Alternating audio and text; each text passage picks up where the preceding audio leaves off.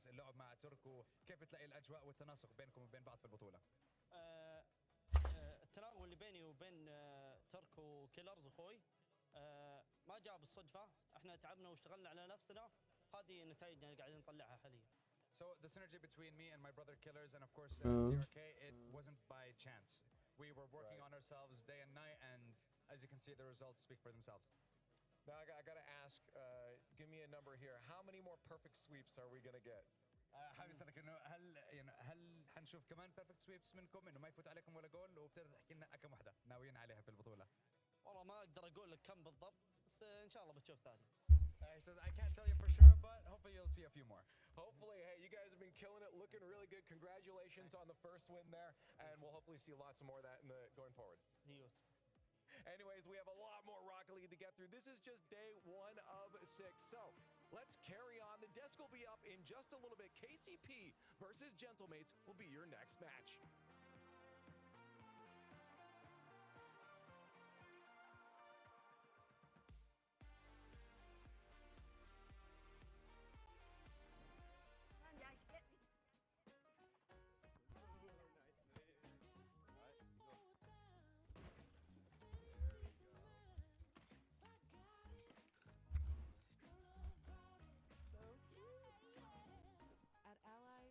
Helping millions save more for the things that matter most to them.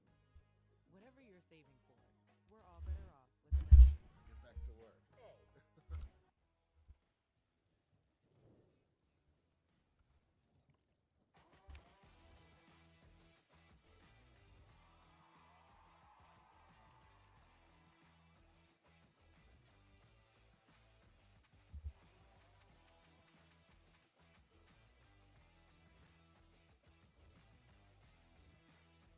There we go. There we go.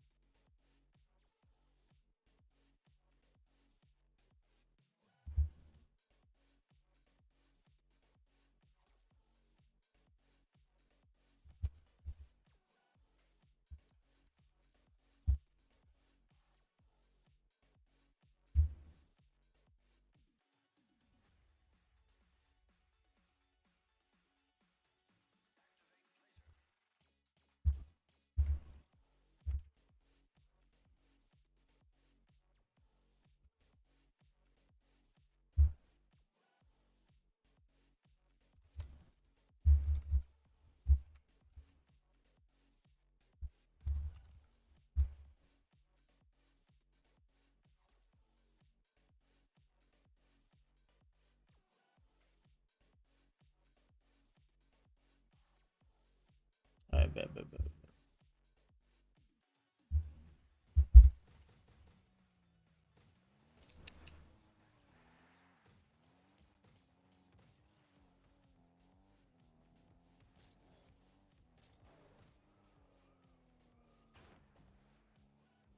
What's up, everybody? Over here playing some Rocket League on a Rocket League World Championship week. Oh.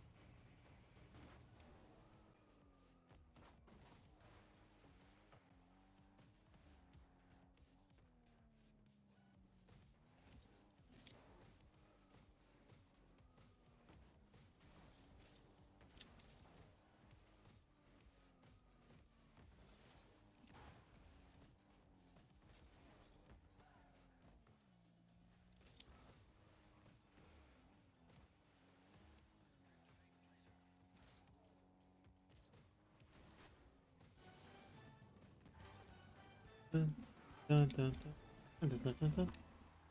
What's going on? What's going on? World Champion. The first perfect sweep in the history of the Everybody. Rocket League World Championship. The Falcons came and annihilated in their first match, starting off very, very strong. 15 goals, Gibbs? Yes, 15 Yeah. goals. You is said, what- I said you over put the- 13. You put the over under 13. That was a good placement. That was not bad. Falcons look fantastic. All three members getting involved on the offensive side is what you expect. Yeah. But the Gladiators, they got to find a way to get some offense. Well, I mean, it's really. I feel like we have to wait and see more matches take place to understand. Okay, well, how good is Falcons right now versus Yeah. how badly is the Gladiators struggling? Because I mean, Gladiators, they were trying to do something where they slow it down, try to take a first touch, try to make a fake. Every single time they tried to do that, Team Falcons, someone was already there. There was zero respect given by Team Falcons, and how fast they were playing. It was just, they were just walking over them from the very beginning to the very end. And then they even tried bumps, too. And it's like, oh, we missed the bump. Now it's a wide open net for TRK or something. It do be like that. It do be like that. But then it did nothing, and so Yeah. they're like, all right, well, I guess we just have to try something else. I do feel like you put that over under 13. My Yeah. thought was, oh, they'll relax a little bit after they get like clean. Get the beer sphere. And no, they ramped up. They became Not the queer sphere. into game 3, and I feel like they're playing with a chip on their shoulder, man, after losing to WC. I mean, Playing like a they're chip. playing on Playing with the chip. chip. They lost, lost in London as well, but they started off hot. We know what they can do in round 1, round 2, round 3. We know what they bring to the table. It's about what they bring on Championship Sunday. That's when we're really going to see what Falcons are made of at the World Championship. Before we move on, any quick thoughts about what you saw from G2? It seemed like it was just the same as old. G2 seemed really good, but I will say Limitless had some moments there. A little pre-jump in game number 2. That off-the-wall shot and went top left corner. Caught him by surprise. Limitless. Left corner. I wanted to see a little bit of flash. They specifically had 3 moments. They scored 3 goals. Wave, what did I say? They scored. I said 3 moving on. goals. I'm Nobody just cares saying. about the know-it-all. Just saying. He's a know-it-all. I'm on fire today. I'm on fire. If we reminded Gibbs every time he was wrong, then it would never. make that segment go a really long time. I'll let you remind us when you're right. That's okay. Limitless looks pretty. They had a good showing against the number 1 seed in the tournament. We'll get to see them play again a little bit later on. What's up, Mike? We'll see them play tomorrow. Many more matches still coming down the pipe for you guys. We're going to see Carmine Core back. Is debate tonight? Lands Oh, shit, I'll be at fucking work, taking on dude. Space Station. We'll also see Oxygen take on BDS down there at the end. But let's move on to our next 2 matches. This pair, we'll see Team Secret playing against Team Vitality. We'll also see the Gentlemates of Alpine, a major champion this season, taking on Quick Trip Pioneers here. Secret versus Vitality. Where are you rating on this one? A Team Secret, we talk about the SAM number 2 teams. They've always gone 2 and 3. They've always been so close to a top 8 finish. They don't get that respect, though. A lot of people talk about Power, the OC number 1, or even maybe a North America team trying to make that run. But North America 4 seed, 1 and 3. W, come on, laugh at that bitch. 2 and 3, both. That's funny. That should be a close game. Yeah, and we've seen Team Sacred. They got that top 4 in Rotterdam, and KV1 was a part of that. And for me, KV1 is that one player that really makes Team Secret for me. You know, throughout all the roster changes, he has been that rock for that squad. And I've seen him on land in these events, international competitions, step up and shine head and shoulders above everyone else. So The fuck outta here. a big player for me to watch in that series. We'll see them go down there, but Vitality also reigning, defending Rocket League champions of the world here. Their story will start against the Pioneers. After our next match, though, we got the Gentlemates, the great surprise of What the up, season. SD? Unexpectedly, How's it going? the number 1 seed coming How out you of the doing on season, this here they are. Tuesday? Monday? I don't know. I'm not Time sure. doesn't Zero exist. regional wins in Europe, but when they show up at LAN, we thought they are Ooh. one of the best teams in the world. But EWC, James, you were there. They played a Chiefs roster with a sub in Jorius, who had literally 0 practice time together, and they lost to him twice, 3-2 and a 3-0. Yeah, it was a shock. It was shock in that no one could believe it. When we saw it happen, nobody could believe it. And so now that has put a lot of question marks on this Gentlemates team who This. kind of accepted the narrative. Okay, they're not the best online team in Europe, but on LAN, it's a different team. But then they go to LAN at the Esports World Cup and falter. So now I think that has opened up a lot of questions. All right, it might have opened up some questions. Let's pump the brakes a little bit. That's EWC. It's a good tournament, but we're talking about the RLCS, the creme de la creme. Oh. This is where you bring everything you have. My teammate wasn't there. To the table. You got the European MVP What the hell? Itachi right here. There's a reason they picked Oh, he him. just fucking AFK'd like a little twat. He has elevated his game. He's so consistent in midfield, getting the 50, setting up Juicy to be a sniper, and then making it so easy for That's Seiko me, ain't to it? hold down. Oh. We can't just overlook him over here, James. The last time he was here, he won the world championship. I asked Cole quickly on Oh my. how many world champions do you think are in the building? We guessed like 13. There are 7 former world champions or current reigning world champions. Seiko's. And it was his rookie season as well. 8. Got it wrong. Okay, Before anyone roasted me there, it is 8. Oh my. So on the other side, though, opponents coming from down under here. We'll see how the Pioneers are able to handle the Frenchmen. Pioneers squeaked in here. You know, we saw the Chiefs. They were at London. They didn't get the job done, so Pioneers are here. But it's one of those underdog stories. OC2 has not done very well, but Oh. they drew some inspiration from that EWC Chiefs team that did take the win over Gentlemates, knowing that they are vulnerable right now. They have to come out swinging early because Gentlemates, a lot of doubt in their mind. They're going to be angry going into this match, but if they lose game 1, that doubt can creep up. Ooh. Had to drop it down for him right quick, real quick, like. Hear me? Another team from their region take them down. It did have Jorius, who is a phenomenal player, transplant, or at least was in that event. Had to bring him down right quick. But if anything, it shows that OCE talent can beat the best. They can do it, and it is going to be Oh. so important to come out in game 1 to set the tone. If you can come out, if you're the Pioneers, and punch Gentlemates in the mouth, that is when the doubt starts to creep in for them. That's when Doc says starts to creep in a little bit. And I'll tell you this team, the Pioneers, they're not Oh, gonna no. be outpaced. They're not just going to be out-mechanic. All 3 players, Fiverr, Ampin, Super Rocket, they all have what it takes to be really solid Oh, wait. 2200 level 2 players in the world. And you know what that means? That means they can do basically anything. You need resets, you need consistent shots, you need precision. They can bring that to the table. Why though? For OCE at the moment, I Always think hit the ball. in Rocket League, it's how much can you battle the Europeans and North Americans and the mental aspects of the game. How much can you stay composed in order to make sure that you can bust on the mechanics when you need to and then be precise when you need to as well. And we see it a lot in Swiss. OC normally gets one upset somewhat, at the very least. Then they usually falter in the later rounds. Could this be that upset? Could they catapult them to a top 8 finish? Oh, thanks, man. Appreciate you, Conda. Debbie, have a good day at work, sir. Don't let those troops get on your nerves. Get it in the chat. You think Quick Trip Pioneers have a chance of taking it down here? Why are you backwards, bro? Pioneers, their last time Why are you they were backwards? at LAN was Copenhagen. Well, I think they're in RLCS LAN here. They went 1-3. Their only victory was over Elevate there. Didn't get a win in the other 3 matches. So they are looking to bounce back on this one here. James, thinking about predictions on this one weekend. I mean, you have to predict Gentlemates. I think, Oh. our teammate said it. This is RLCS. And in RLCS, You on pussy. LAN, the Gentlemates have been looking really, really good. And I have to go with them.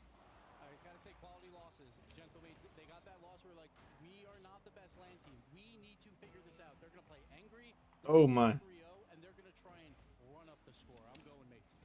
Fiverr's been over here winking at me the whole entire time, but I can't pick them. I'm gonna have to go Teammate. with Gentlemates right here. I think it's actually gonna be a good series though. Give me 3-1. Pioneers play pretty well. I want to go with that bright gold on their jersey. Looks so popping there, but no. This is clearly the Gentlemates. Oh no, we win these though. Pioneers can create the upset here. We win D dope. Someone's booing We it. doing D dope. People Ooh. hear that anyways. Let's see how the coin feels about it. We got Gentlemates, we got Pioneers. I on one bet, side, bet, and bet. the other, it's through the air, and they're going to go Yo. So far today. They also went for the Falcons off stream. So we'll see if the Pioneers are able to make it, though. This is clearly an uphill battle. Oh, absolutely. crazy. But they're playing with house money again. No one expects them to win at all here. And a 3-1, I mean, again, game one. That's where you want that doubt.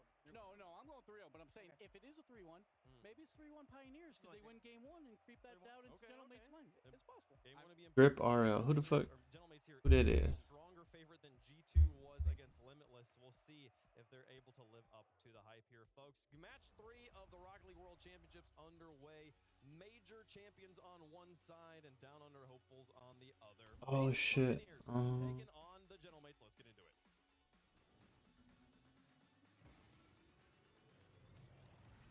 The Copenhagen Major Copenhagen. try and become world champions, Johnny I Boy. bet. But for the Pioneers, it's all about being the roadblock. I don't mind actually the Copenhagen is kind of a Copenhagen. quite a lot. In fact, yeah, Hager Megan. ran into Gentlemates at the hotel yesterday. They do have a little bit of Venus kill against OCE. Fuck. They're looking to do it here. We get into game number 1, brought to you by Progressive. And we bring ourselves Brought to you by Progressive.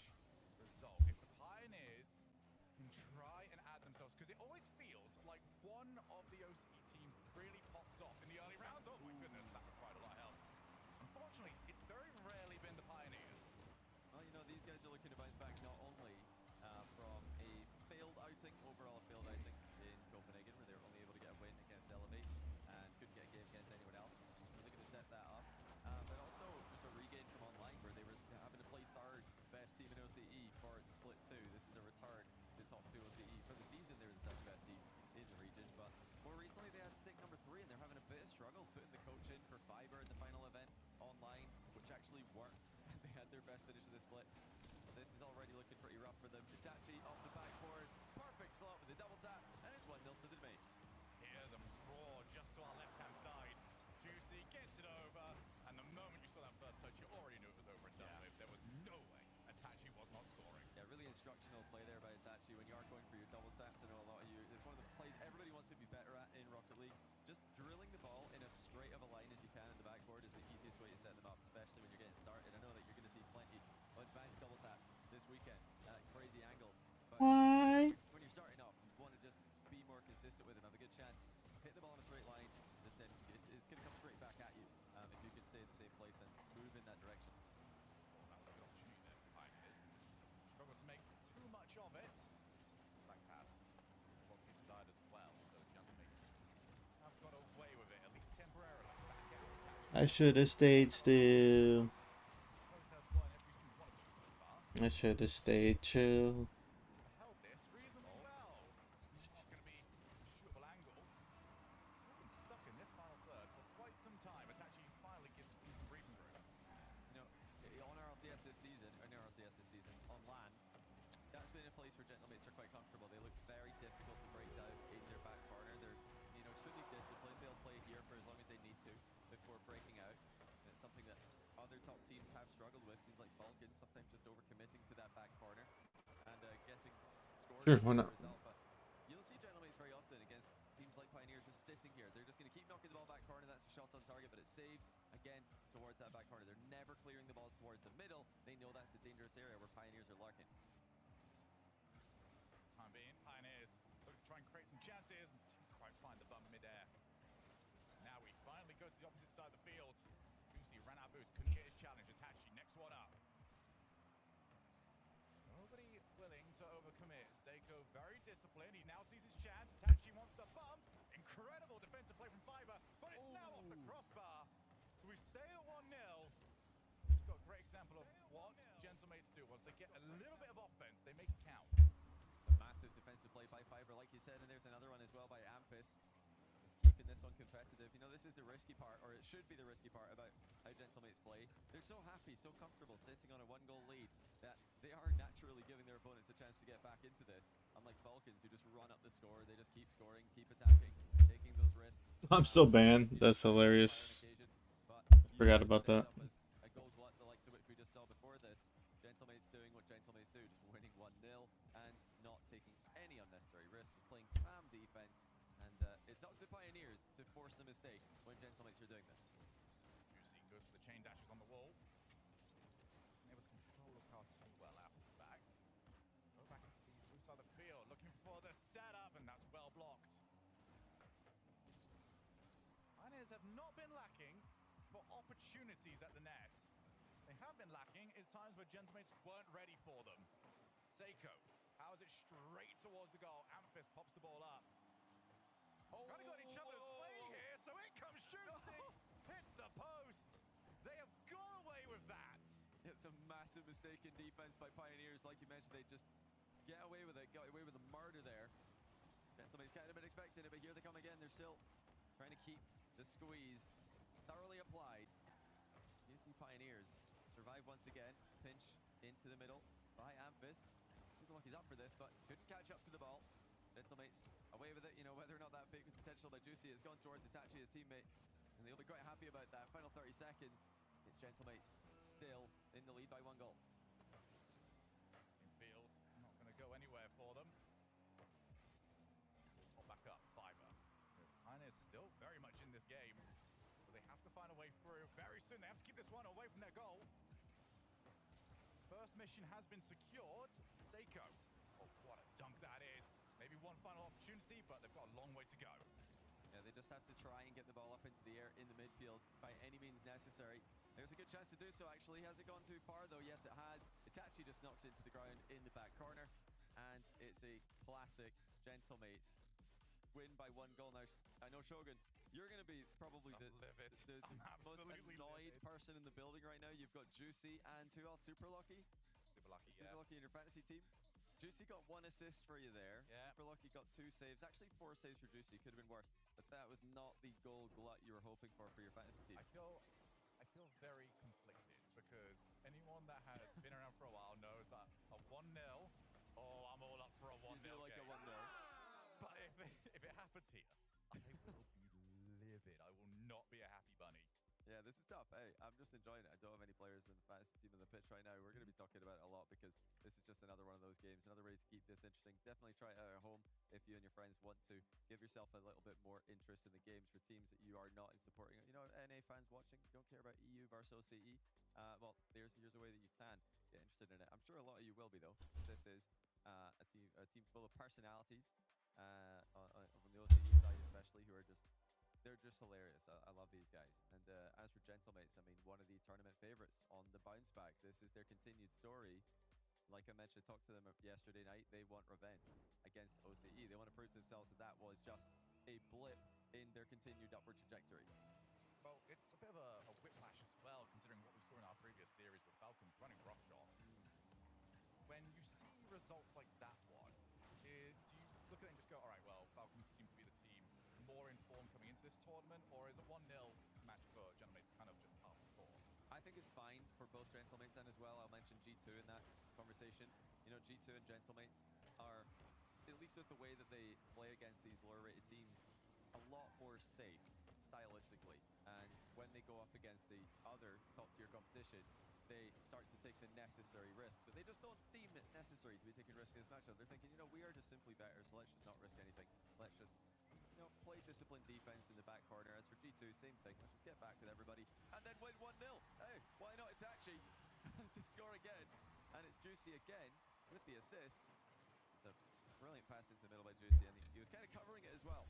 Hey, yo. Jumpy, we don't have to fly past Juicy. What's good, Rachel? Lurking while streaming. Fire. Thanks for stopping by. Here's where my conflict comes in. Oh. Do I want to see any more goals here?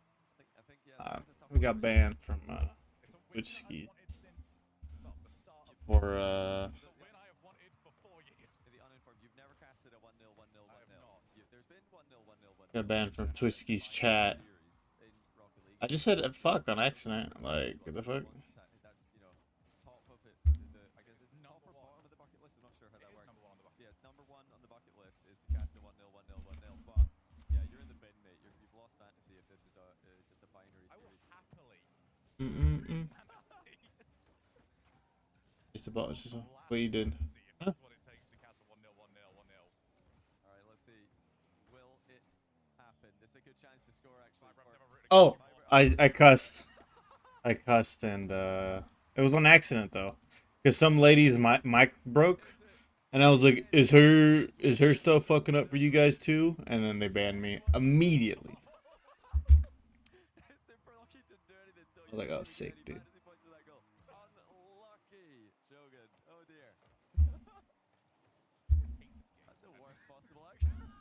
Dead. Well, here comes Itachi. I don't want him to score.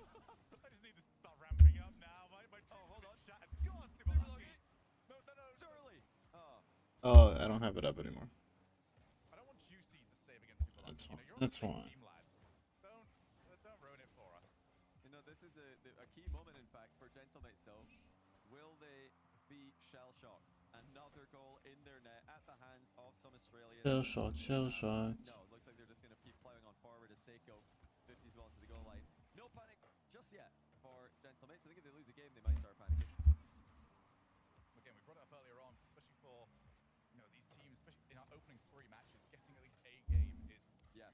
The Pioneers, they are by default ahead of both Gladiators and Limitless. We're getting a game win, might leap them over other teams as well, who might get 3-0'd later on today. Yeah. It really is a big deal. Like, as for teams like your Gentlemates, Falcons, G2, a win's a win. 3-0's a 3-0. Nice save there by Ampus. Swatting away. Another shot. Fiber takes his time. Pre-jump by Super Lucky connects, but Juicy's on the backboard to take it away from him. The real question as well. Oh, good catch by Fiber. Oh, he's not got any help. It's going to be another goal for Gentlemates. Initially, this is actually a very hard touch to make. The control here was impressive to keep it that close, but he panicked. He thought Itachi was closer, flipped into it. Nobody was there to help him out. It's an easy goal, unfortunately, for Gentlemates to score. QT Pioneers give one away there. Oh, I like this kickoff though. Fake it with the first player. Gives it to Lucky. Oh, okay. Well, that almost went very, very badly indeed. The idea and the theory was good. Yeah, I like it. Half flip off the kickoff, take the ball, got full boost, go and do whatever you want. The bit where you miss the ball after that, I'm not quite as Yeah, not the strongest continuation. Just give the ball away with your very nice touch. That's one of the weaker ones. Pioneers have seen what Paka and Hunter, their regional friends, who are not at this tournament but were at the Esports World Cup. They've seen what they can do against this Gentlemates team when they don't have any pressure on themselves. Have the Pioneers been able to instill that same kind of, composure in themselves in the run-up to this tournament? Coming here with the right mentality, because realistically, if they lose 3-0 here, it's still Hello. for their overall tournament aspirations. They just need to keep on chugging along. They're keeping this close. And this is maybe going to be another one. And then I know what save. Still follow-up shot, another good save, but crucial stops at the goal line there by Pioneers. Yeah, Juicy's just Crucial stops. havoc at the moment with his passing play. Able to finish that one off. Fiber now back in. Bro, nobody playing right now? That's crazy. Super crazy. Hope that 100 boost. It didn't turn up for him. The Gentlemates now move into the offense. Yeah, that previous attack wasn't the first touch Fiber wanted. They have been trying to go as quickly as possible to most of their attacking touches. Now Ampus taking his time. Loses it once again. This has been an unfortunate theme for the second half of game 2, where defensive touches initially look pretty good, and then a panic touch comes right afterwards. Gentlemates looking to go up. Oh, 3-1. what a strike. Yes, they do. It's actually put over the shoulder of the goalkeeper. It's all about placement, all about patience for Itachi on that play. Okay, we cooking. Overcommitted to the net. There's nothing he can do after the shot goes behind him. Every single goal that Itachi has scored, he has managed to strike across from himself and get it to the far corner.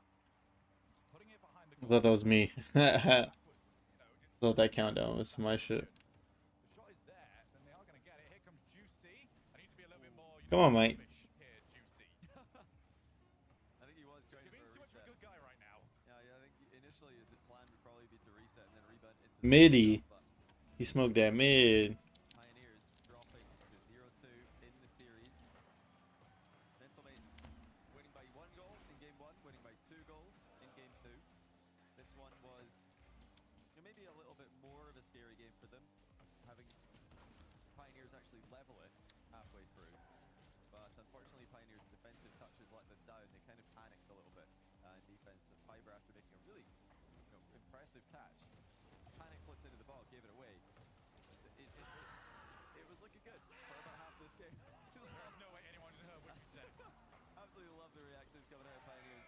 Here was the crucial play. All excited and shit. Right there, if he just keeps his composure, stays big behind the ball, there's no clear way for... Yeah, I mean, he face bombed that one. No clear way for Gentlemates to score.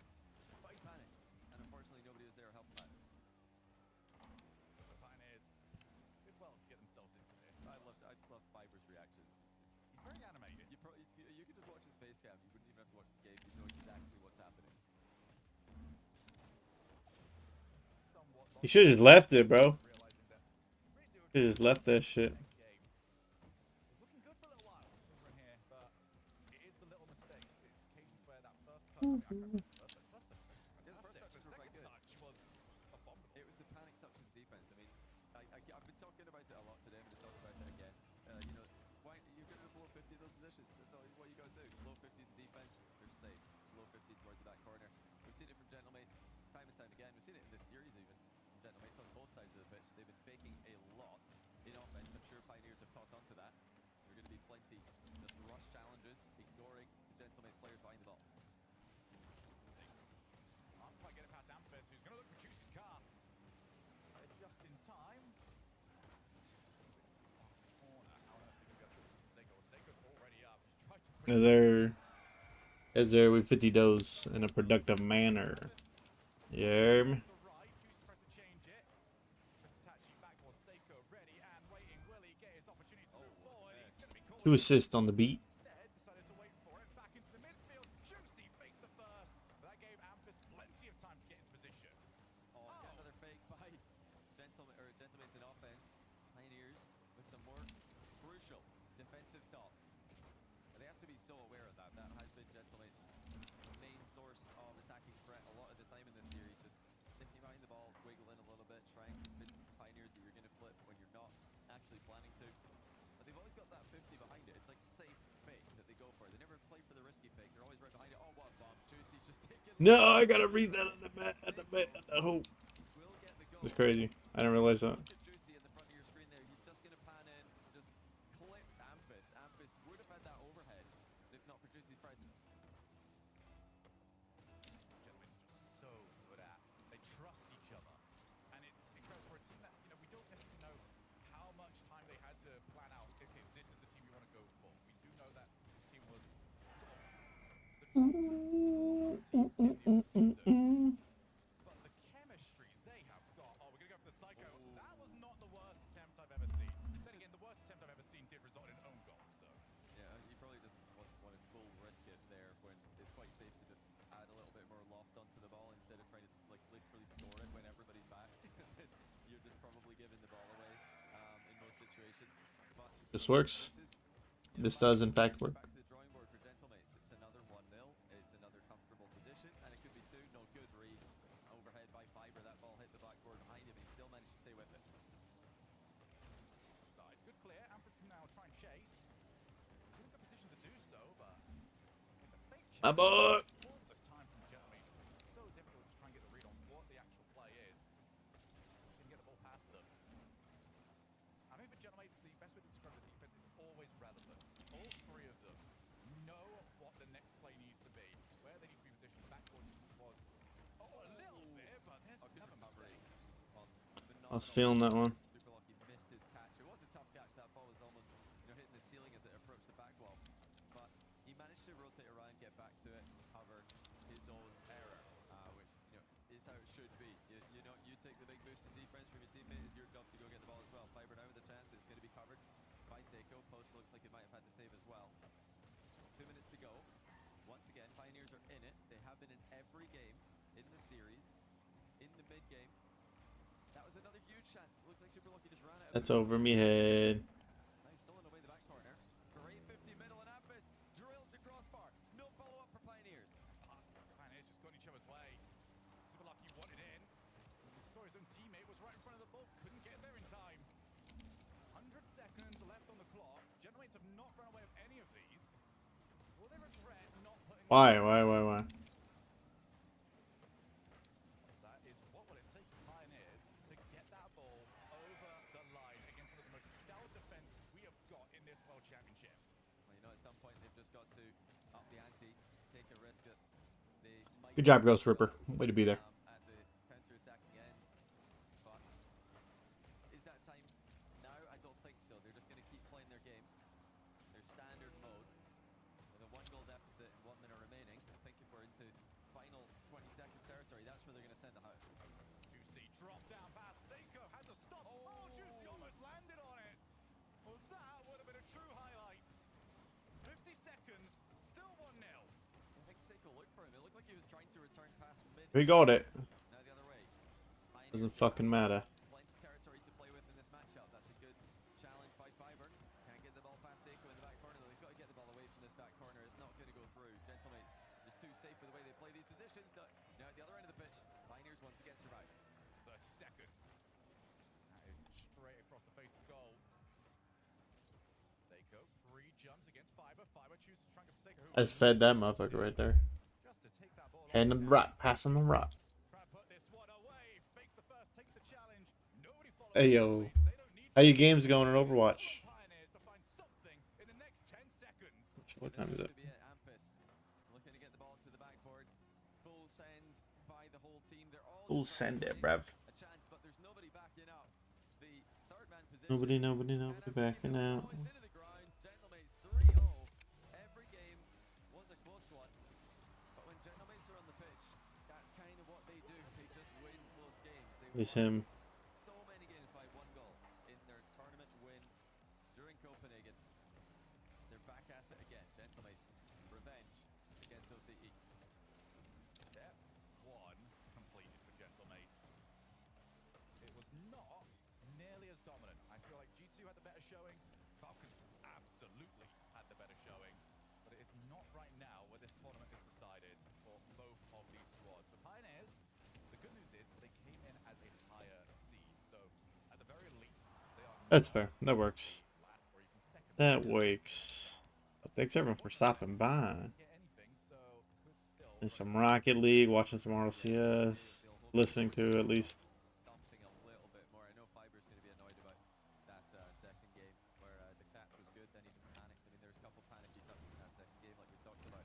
They've just got to keep their composure in defense. It's not about where the ball is; it's about where the players are as well. You know, okay, the ball's right in front of your goal line, but no one's there to score it. Oi!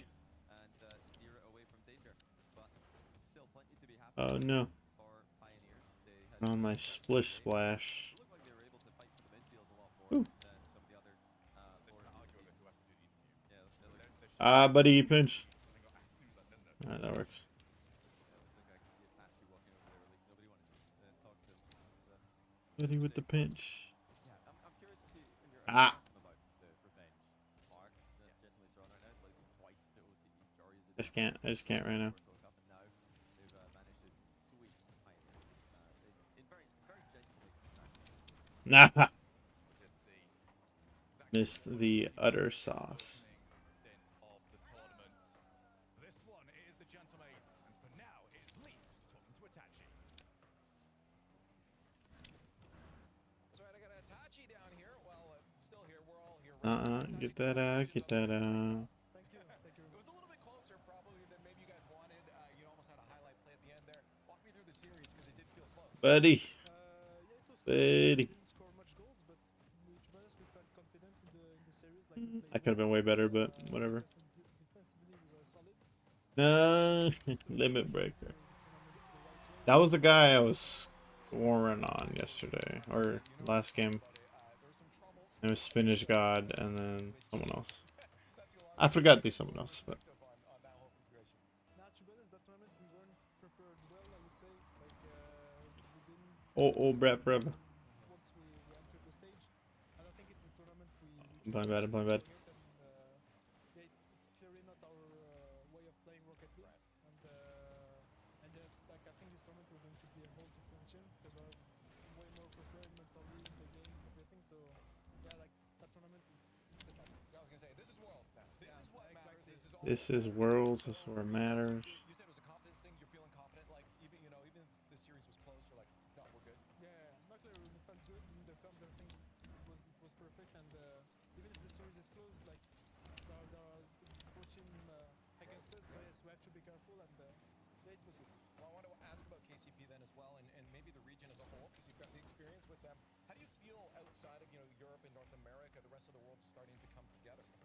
Yeah, like we can see with Falcons on the Middle East and Furia as well, we are good. Like this, I think this world is the most stacked the worlds we have ever seen. Like there's, I think like 8 teams that are capable of winning. Right. So it's going to be good. I think it's good that other teams are starting to be good against these opponents. So We getting in buckets.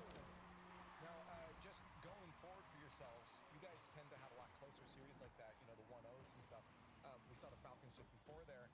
That's Itachi. And stuff. Do you guys, are you okay as a team just getting the 1-0s? I mean, a win's a win, but would you like to have a little more of a lead on some of these teams? Yeah, if we can score more, we will. But for example, the first major we won, like we didn't score much goals, even against smaller teams. I would say we didn't score much goals, but we just have to feel confident on the field, and that's what we aim for. And if we can score 5-6 goals, we do it. If we can't, it's fine. As long as we can win the game. Hey, it's good. I mean, again, all that matters is right here, right now, and you guys seem locked in. You got your first step, so congratulations. Shit. And keep it up. Thank you. Thank you. And there it is. We're going to set it up because we do have more matches on the way. Up next, I believe it's going to be Vitality versus Team Secret. So much good Rocket League. You don't want to miss it. We'll see you on the other side.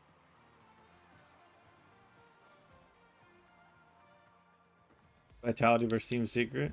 That should be straight. Should be a good one.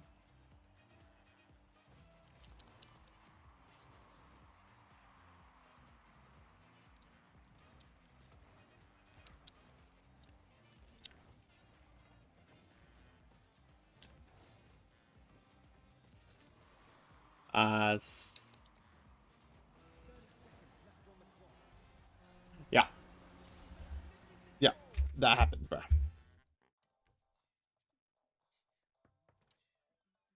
Flo. Cool leg warmers. Thanks. They're just for the best ride to work. They're not part of the official uniform. Tuesday. Alright, cool. I mean, I guess, but yeah.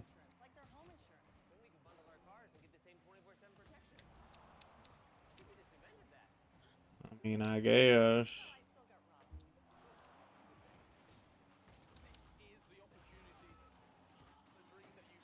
Finish good.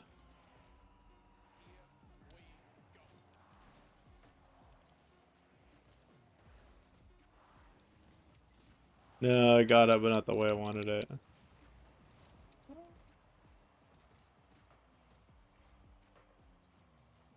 That's crazy. Nah. It hit the flow. It hit the flow. That thing got low. Oh, low. Apple bottom jeans. Birds with the fur. Whole club were looking at her.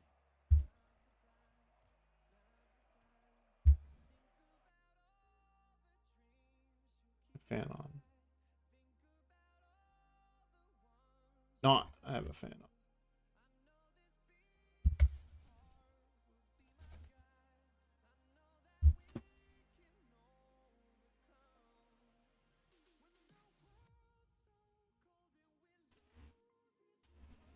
Get that fan on. Get that fan going. It be hot in here. Alright, alright.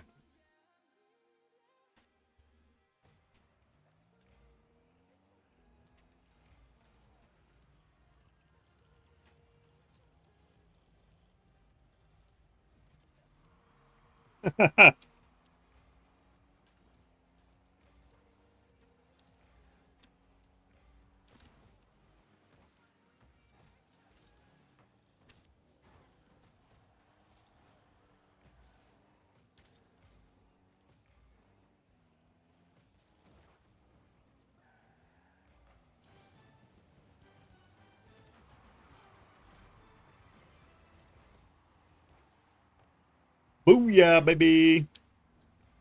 Chasing every ball, chasing every ball. Team Secret gets to take the stage next as our opening matches of the 2024 Rocket League World Championship roll on.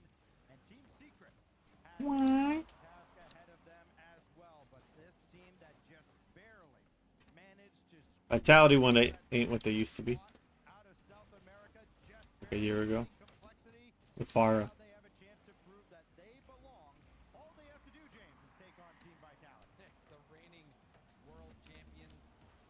Team Vitality. Ooh, it's a This That's- season, Team Secret, they still know this is going to be a tough opponent. KD1 is that player to watch for me, but not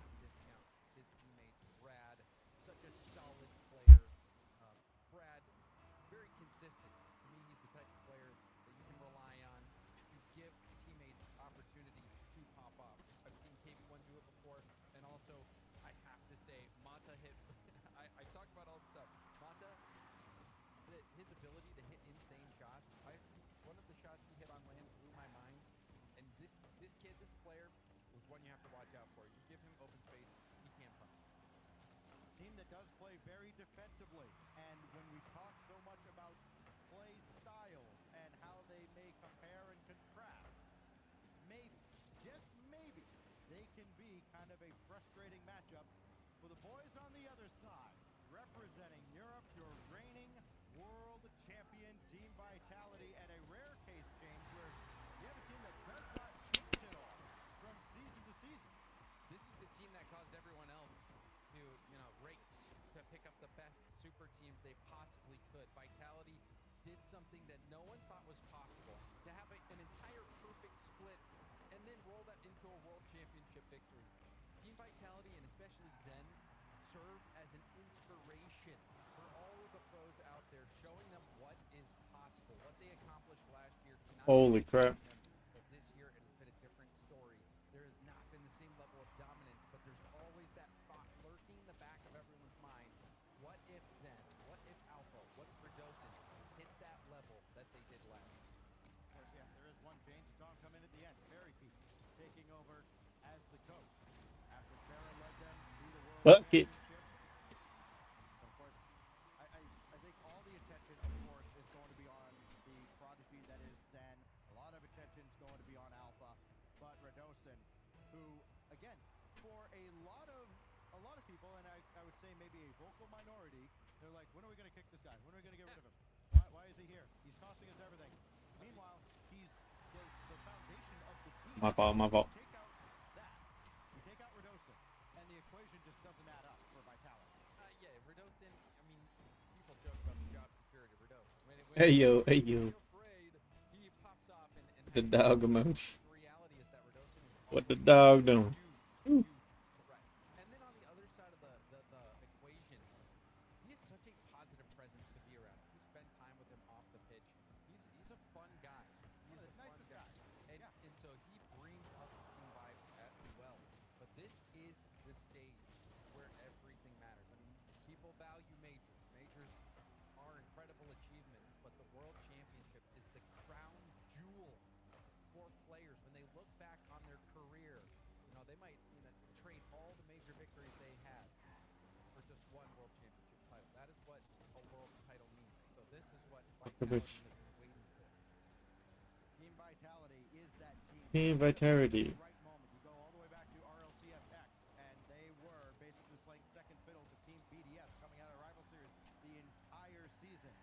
And then all of a sudden, right at the end, in the RLCSX European Championship, he's in Uniseg, they go ahead and they beat BDS and win that, and they win the one that matters the most. And then you go back to last year, winning the World Championship in Dusseldorf. 79% backed them here in the Progressive Fan Vote to take down Team Secret. We've seen similar numbers throughout the day, but you play the games on the field, not on paper. Team Vitality begins their bitches. properly of their World Championship. First test, a defensive squad in Team Secret out of South America. Do not discount Team Secret.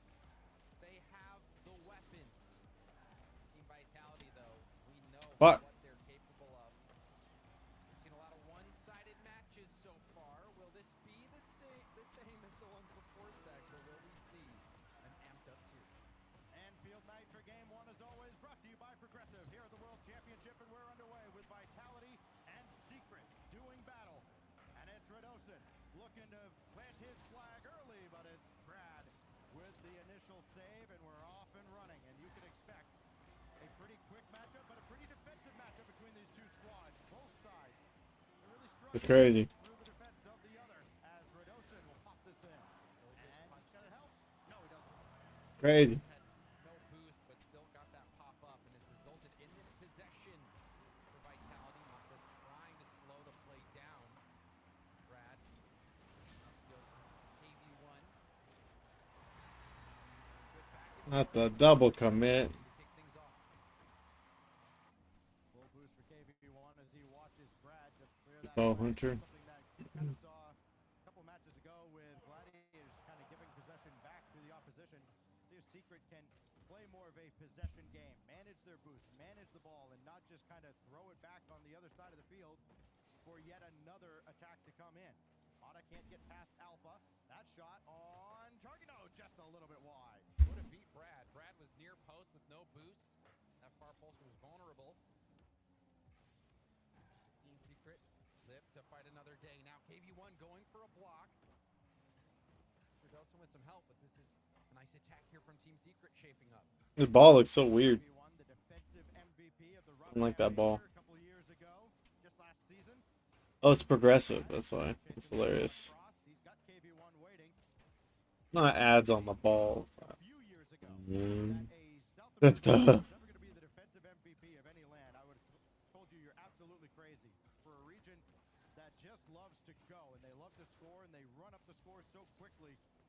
Every game tends to be a shootout. But that Team Secret team was just a little bit different. Top 4 at the Rotterdam Major really made a run and made a lot of teams sweat. KV1 a big part of everything now for Team Secret, as that one's going to be cleared all the way downfield. Brad's got a full tank of boost. He can turn on it, but he's going to be all by his lonesome as Mata couldn't turn in time. And we're seeing this shape up to be a much different series than the ones we saw earlier. Stacks. Team Secret is here to play ball. Team Vitality, though the favorite, The double. and even the predictions from chat showing the same. Team Secret showing us that this is much closer out on the pitch. KV1 going to work, got Brad to his left, got another all the way across, but Brad is met by Redosin. Alpha couldn't get onto that one cleanly, so Redosin's got to make the stop. Zen staying home, and now he'll come out. And Alpha will join him as well. Zen gonna go low, still blocked away. Another demo on the back line as well. Zen up, beats Brad. The pass back down to Alpha. Alpha maybe wants that ball back. Good ball movement on the offensive end, and that shot will be high. No rebound either. The oncoming attack. That's tough. Expecting some sort of touch from the defense, but it just bounces through the box. Team Secret lucky to get away with that. As expected, no score here with a minute and a half plus. KV1 runs out of gas. It's all on Mata. Trying to run interference. Brad was coming up as well. Now KV1's got to retreat. And Zen gave him no quarter, but still gets popped away. Still got a piece of that ball, but it will be Secret ball for the moment. Can they get out of their own zone? Yes, they can. KV1, he's got help to his right. Gonna need to call on it sooner rather than later. It's Brad up high. Still nothing going, though, for Team Secret as Vitality slammed the door shut going into the final minute. Still no score in game 1. Oh, Redosin missed the corner boost. Could have stolen that away from Team Secret. And that maybe would have been a better chance for Vitality. There's a demo, the fake. Redosin! Oh, he almost. Isolation. Wow, that was crazy. Team Vitality lived to fight another day. Almost like they got in their own heads there. Just go straight at the man and you probably get him. Now another one opportunity in front for Vitality. Down to 30 seconds. They staved off that dangerous threat out of Team Secret. That's still available in front. Saved by Brad. And Alpha has to control it to the side. He's trying to avoid Mata. Down to 20 seconds now. Opportunity for Secret that Alpha snuffed out. Now Zen takes charge. Nobody home, and Redosin scores. Oh, he popped up. Okay, I thought it was Zen. Because Zen was already flying, so. The puncher. Earned that one, and they had been on the brink of scoring so many times in this game. And they pull it out with just 14 seconds left on the clock. Mata, nothing in the tank. Got it over to Brad, but KV1 had to dive in as well. Final score should be 2-0, and it will be. Redosin adds another. Crazy. Racking up the goals in these final seconds. And this one will be a fun one for the analysts to break down. The game was so close. Team Secret made some good saves themselves. There was a big save by Brad where it was a similar situation that Redosin was in, where it was just him left, had to make the stop, was able to make it.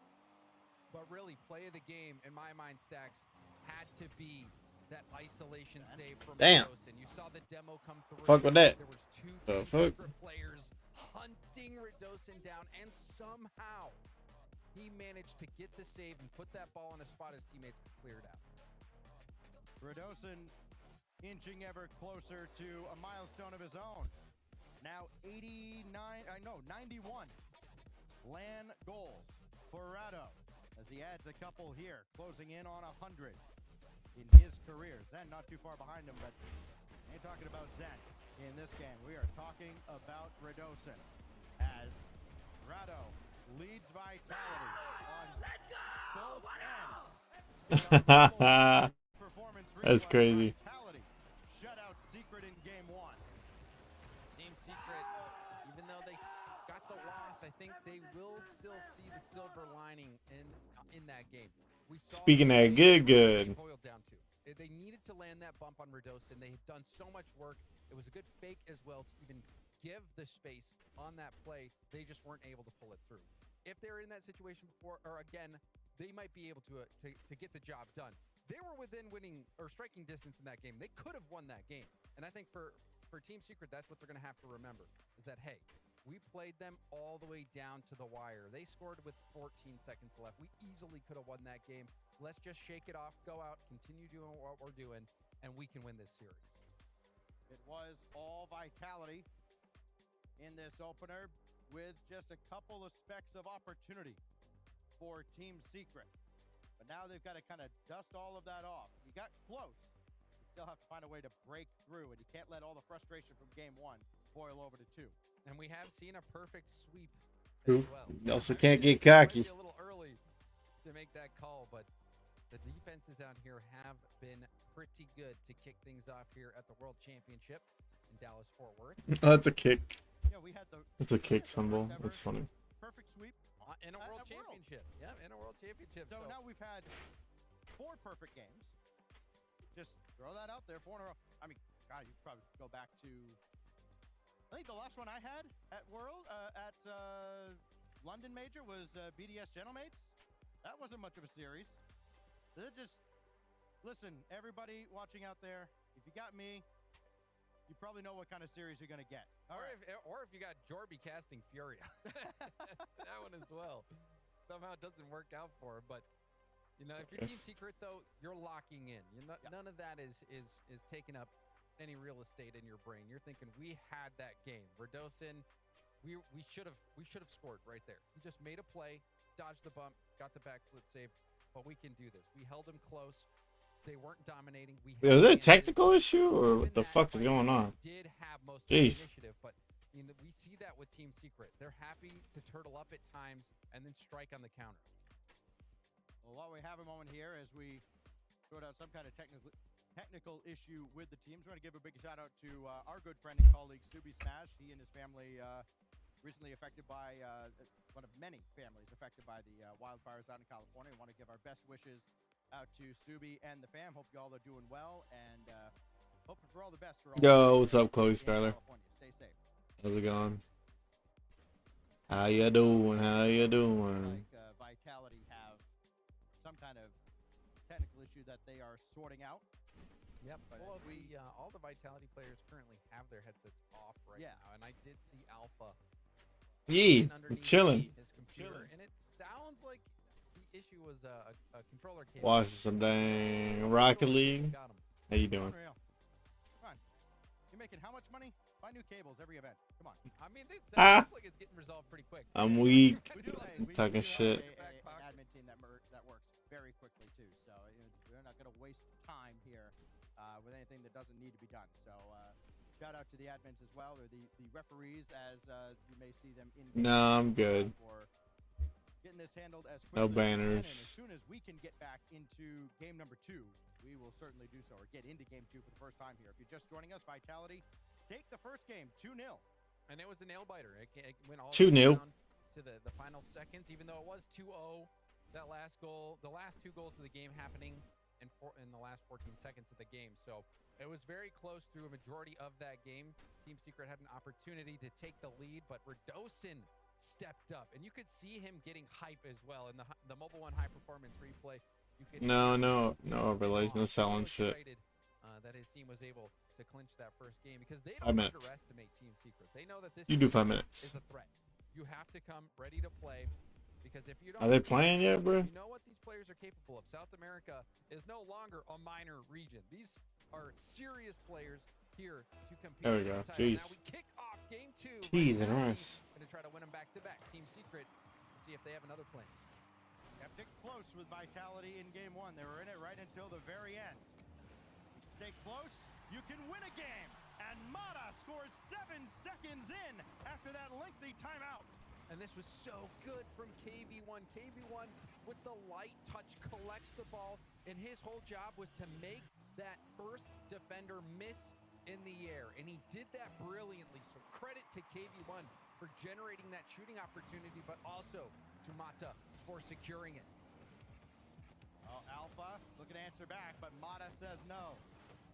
Earning it on both ends here as Brad is going to have that one fall right into his lap, maybe unexpectedly.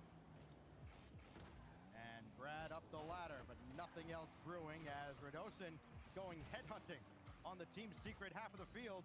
Alpha stole some boost as That was a well. good catch. That could drop down in front for a teammate, and it's Radosin diving in. But all he could do is keep possession. Alpha's there, and he's gone by. Maybe Alpha was thinking about a fake there, but Zen was too far out of the play. It looked like it would have worked. Now, Yeah, right? Right, Mike? that chance, they're going to try to break out of Fucking the naughty cunts. You weren't here to mod him, you prick.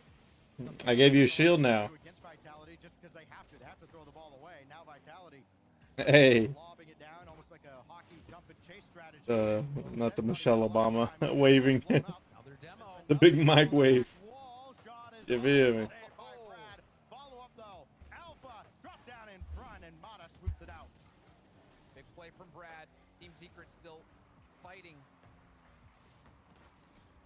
That last stand from Brad, admirable. Preserving this 1-goal lead for Team Secret. After those 2 demos really made it difficult for him. But still getting the job done. Team Secret getting demoed again by Alpha, but Brad has a response. Oh, and this is awkward for Mata.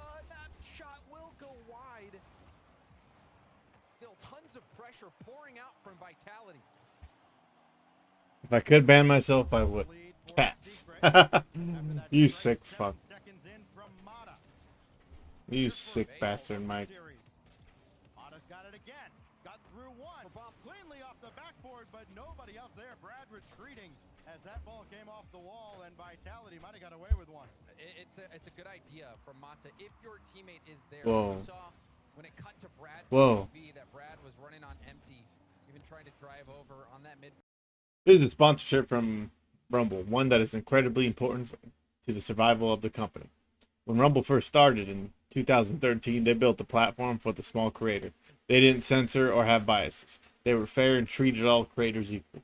No one thought platforms would censor political conversation or censor opinions on COVID, but they did. Facebook admitted they fell to pressure from the Biden and Harris administration.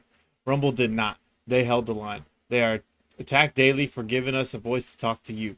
They are attacked in corporate media. They are attacked by governments like France, and they are attacked from branded advertisers who refuse to work with them.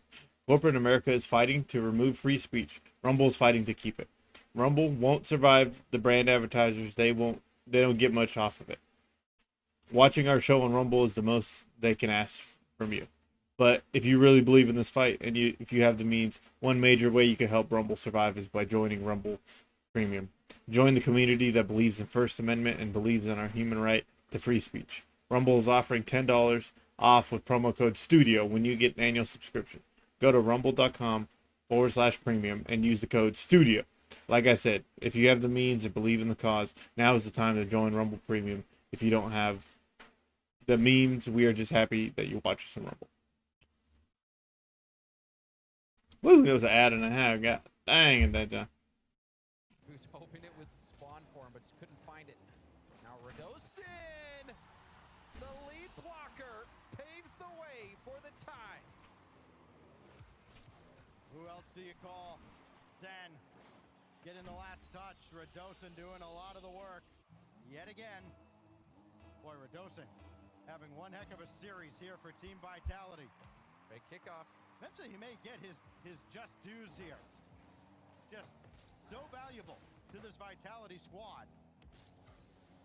He's been making plays. Verdosen involved in every goal so far for Vitality. Might have another one for Smata High. Now another dunk.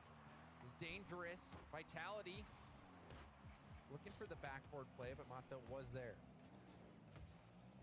Mata gonna take Mata. Well, you end up in a 1v1 with some of these Vitality players. Good Ooh. luck. You are automatically an underdog in most cases. Mata, throw one at the side. This is a good game, too. Chase it down. This game Alpha's two's there, going. And he just got to the ball ahead of the contact. But look at Vitality, just kind of all packed in. Maybe one poking that around Zen. Zen's gonna go for a double All right. in the corner, but Brad cuts it So, off. Mike. Shot opportunity now. Mata challenging. Oh shit, I have my fucking controller up as if I'm playing. Putting on the pressure. Retarded. There you go. Brad preventing You're gonna it. stream the debate. I'm working tonight, bruh. Bump attempt, but still gets a 50 on it, but it looked like he might have been I can't even listen to it. I gotta listen to it on lunch. in secret. Setting the tempo right now. But no, I usually don't do political. Mata quickly onto this, but again, at midfield, it's the second. I will try and tune in, being said. Yeah, oh fuck, isn't indeed. Just to gain the center line, just to get any kind of opportunity towards the net. And now with Oh, only 50 he seconds hit with the remaining, little twisty those chances McBlisty. will be few and far between. You have to value each and every one of them. Zen to the scout. Oh, that's because that's right there. I'm dead. Does not have it down towards the goal. So now Alpha takes over. Down inside 40 seconds, but still no relent on either side. Verdosen leaves this for Alpha. This is a good pickup for Alpha. 2 go from Team Secret. Oh. Alpha trying to get it underneath the defense, but even though it was a double commit, Team Secret stand tall. Oh, dribble. 15 before we go to sudden death overtime, and Team Secret back against the wall. Oh, looking for the pass across to Alpha, but that was deflected away, and it puts Vitality in a precarious spot here in the closing seconds, because Brad holds all the keys, got the pass off. Double, no follow-up as we go to OT.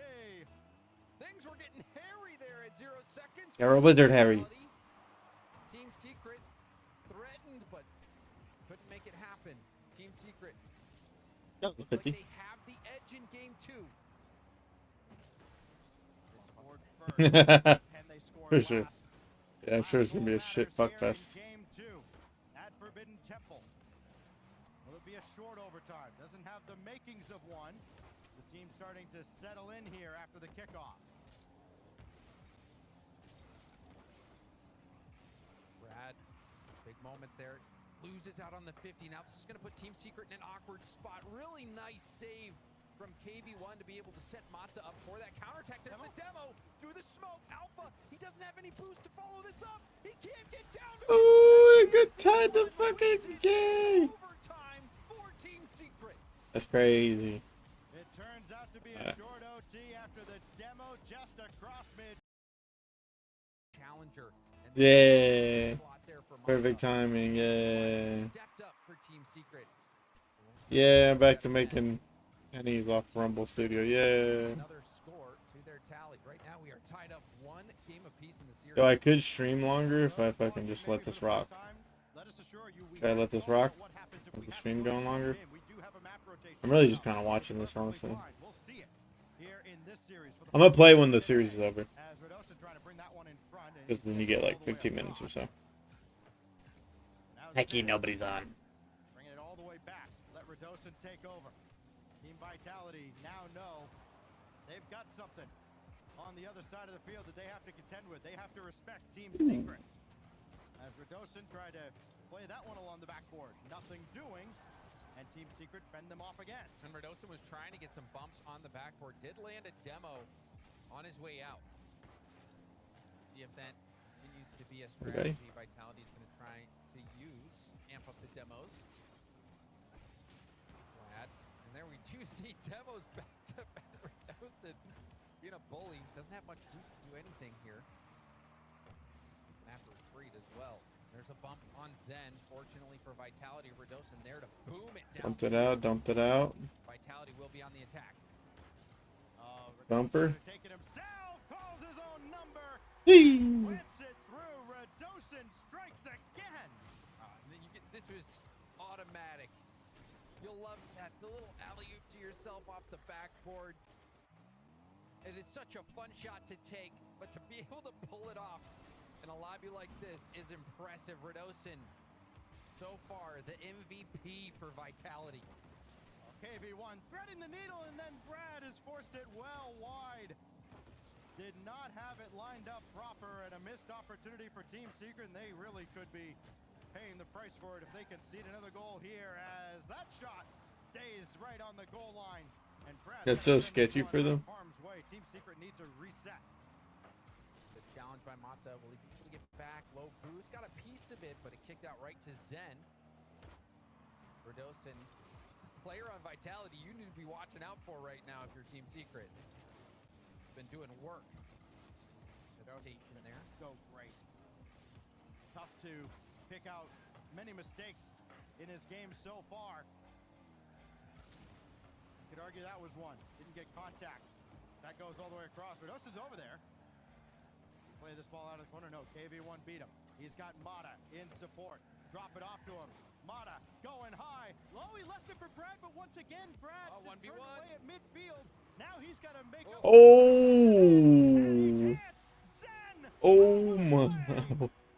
Zen slows it down so much in the air. KV1's panicking. That's crazy. He flipped around and hit him with the tires.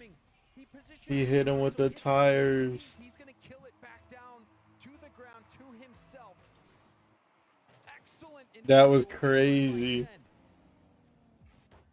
So Vitality with a 2-goal lead. That was the difference in game 1 for Team Secret.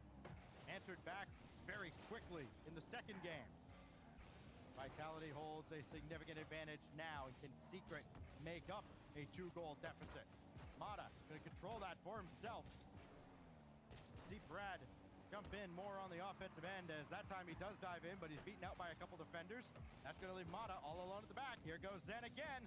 Does he have them downloaded this time? No, he's left it back for Alpha. Now KV1 going to challenge Alpha, and Alpha well up to the task. Zen getting a bump on Brad as well as poking that downfield for Radosin. Didn't do much.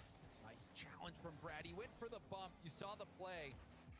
Like, actually got bumped back into that ball and it cleared it out.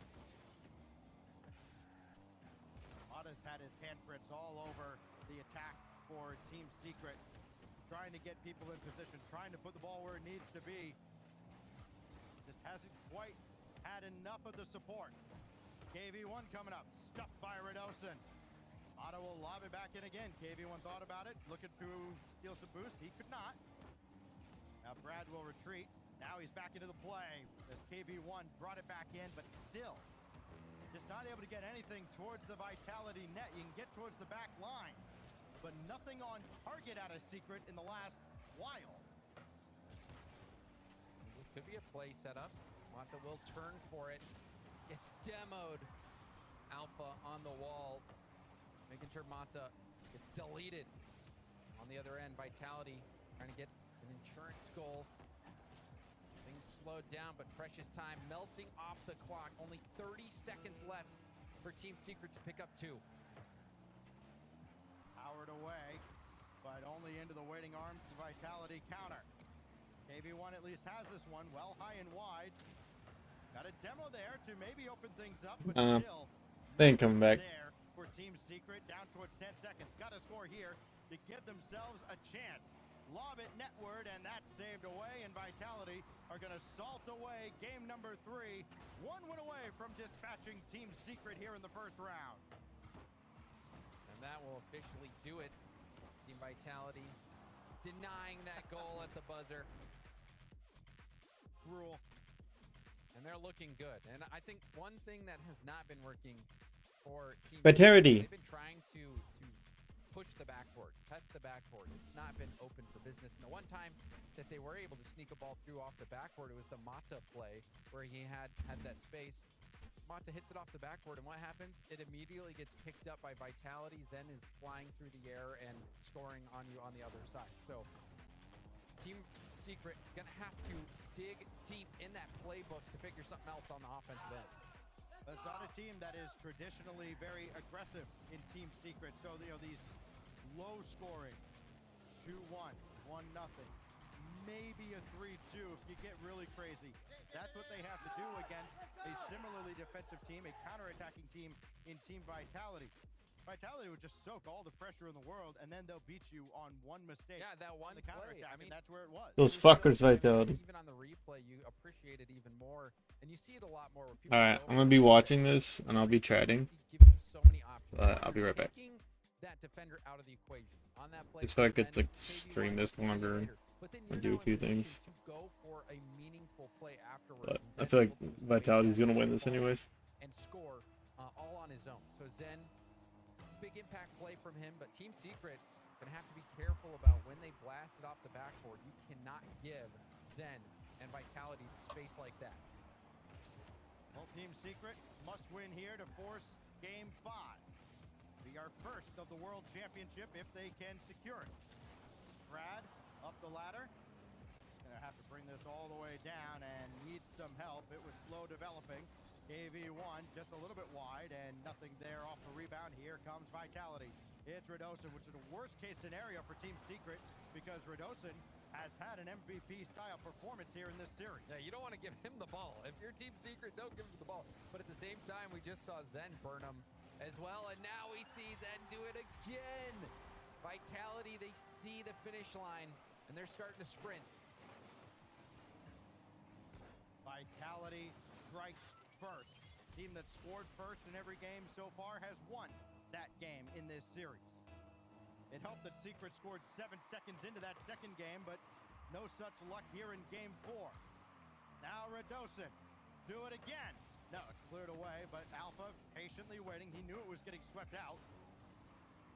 What can Alpha do here? Got a piece of Brad, it looked like. Now Mata, once again on the attack, but all he can do is lob it at the backboard and everybody else resetting, and Team Secret just not playing with the sense of urgency that you maybe like to see if they want to challenge a team like Vitality. You're going to wonder what kind of creativity will they have. Will we see someone step up? We saw KV1 make some plays earlier. Will they be able to do it again? Mata trying to be that lead attacker, but hasn't had support. And there's another shot. Brad with a big-time save. Keeps the deficit to just 1.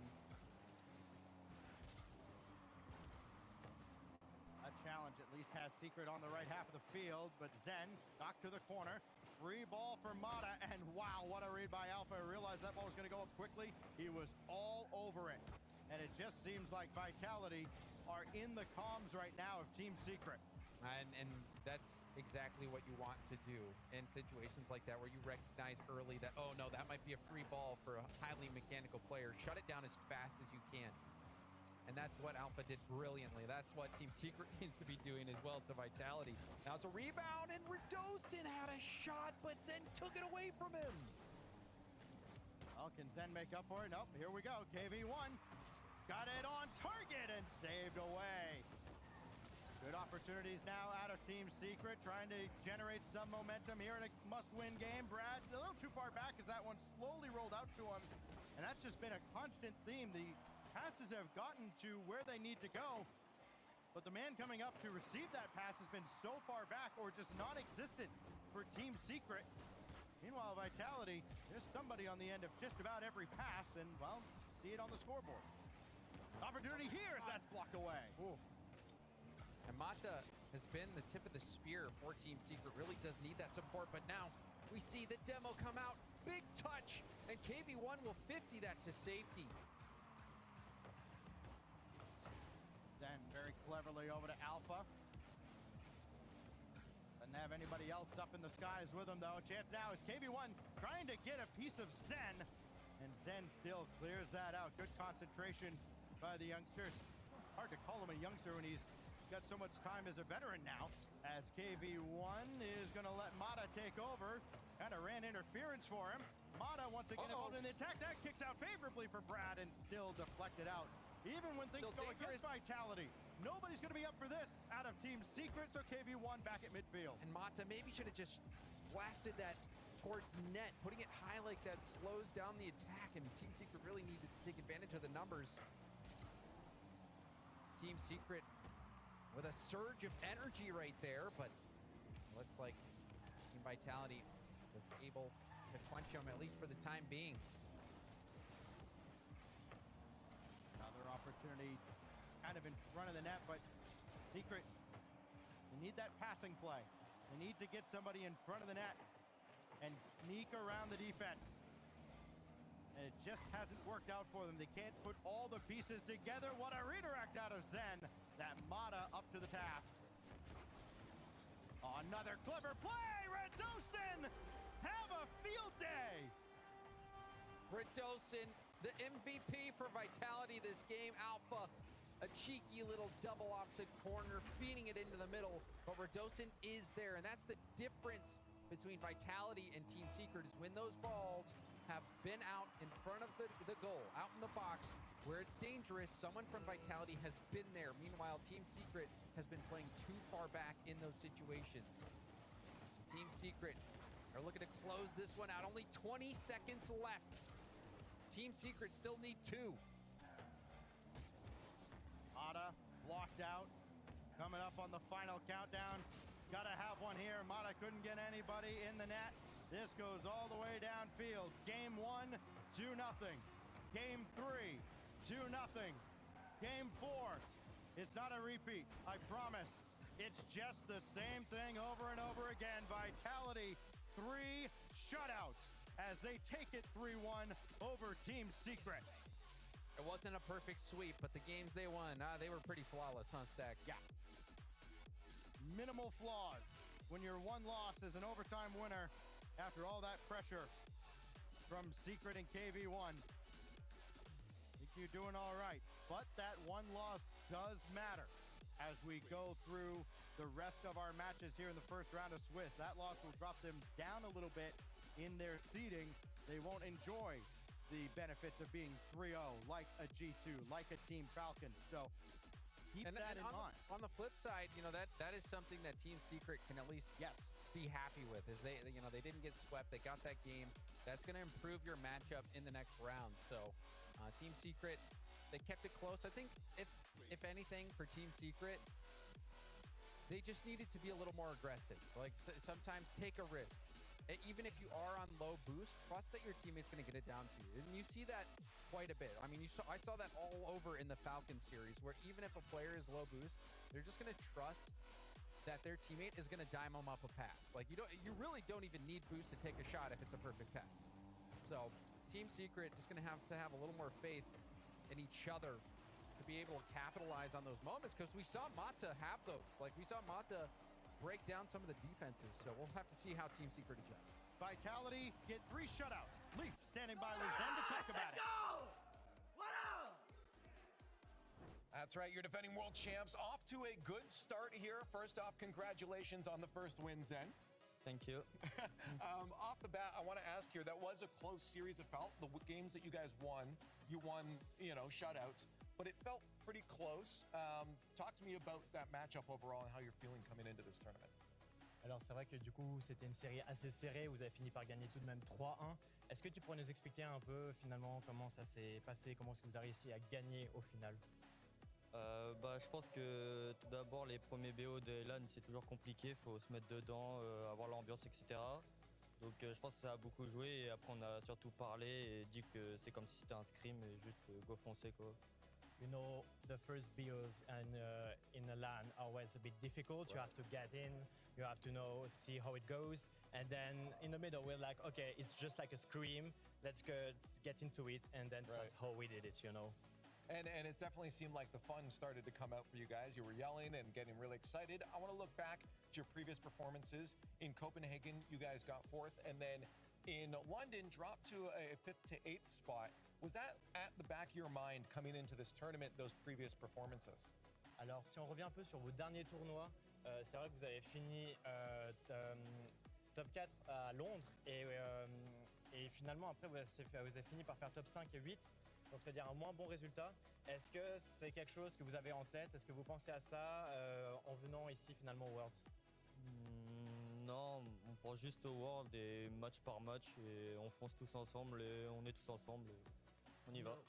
Okay, so no, we don't really think much about the last results. We don't care about that. It's just about the Worlds right now. So it's just match by match. We are all in it and we are just gonna go through it. So that's it, yeah. Perfect. Well, let's. I told you before, we're going to break down a play here. You had a really great 50-50 that turned into a goal. And I'm just curious, was that you being the sidekick? Was your teammates kicking in? So could you walk me through the play maybe? Alors juste, on va voir un play. Est-ce que tu pourrais un peu nous expliquer qu'est-ce qui s'est passé sur ce play? Est-ce que c'est toi qui es venu sur cette idée? Est-ce que c'est tes teammates? Comment ça s'est passé? Décris-nous un peu. Bah, je suis allé en l'air, j'ai essayé de faire un move, que sur les PC je me sens pas très bien. Et juste j'ai voulu prendre un 50 et ça a bien allé. Après j'ai wave dash et j'ai tiré quoi, parce que je savais que j'étais premier. So yeah, you know, I just went in the air. I was like, okay, I'm just gonna go and get it. And you know, that's pretty much it. I took the 50-50 and I was like, okay, I got it. And then I just have to shoot and that's it. So I was just responsive. So it was you or you're a sidekick? I don't know how you do that. That's crazy. Now, just before we send you off here, talk to me about the team energy because you said you're just here. This is a scrim. Let's have fun. It seemed like you guys were having a blast. Alors, est-ce que tu peux finalement juste finir par nous dire un peu, finalement, quelle est l'ambiance, l'atmosphère au sein de votre équipe? Parce que vous avez commencé un peu à crier, à vous sentir plus à l'aise. Juste comment ça se passe en fin de match? Bah, je pense que la pression elle est redescendue déjà, mais après le fin de match, juste on était heureux, on continue à faire des blagues ensemble et à rigoler. C'était comme d'hab, quoi. C'est très fun. So you know, the pressure just went away, and we're just like having more fun, just starting to laugh and feeling better. And that's just how it went at the end of the game. We're just feeling relaxed, and so that's how it went at the end of the game. Hey, we're all here just playing Rocket League. It's important to have fun, right? Yeah. Also, apparently he is psychic. I totally thought he would have said it was teammates that called it out. He's just the best, and you saw it right there. We have a lot more Rocket League to get to. It's not over yet, so please stay tuned as we continue along in the Swiss Abyss. And coming up next, it's going to be Gen G versus Power. You don't want to miss it.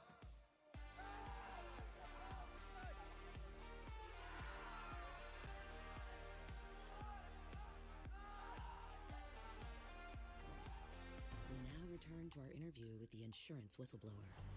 I just think everyone should know there's an insurance company out there exposing other companies' rates so you can compare them and save. Sounds like trouble. It's great, actually. It's called Auto Quote Explorer from Progressive. Here, look. See? We show you our direct rates and their rates, even if we're not the lowest. So, whistleblower usually means you're exposing something bad. I thought it meant calling attention to something helpful. You know, like, toot toot, check it out. This thing's the best. No? This is the opportunity, the dream that you set upon yourself. Here we go.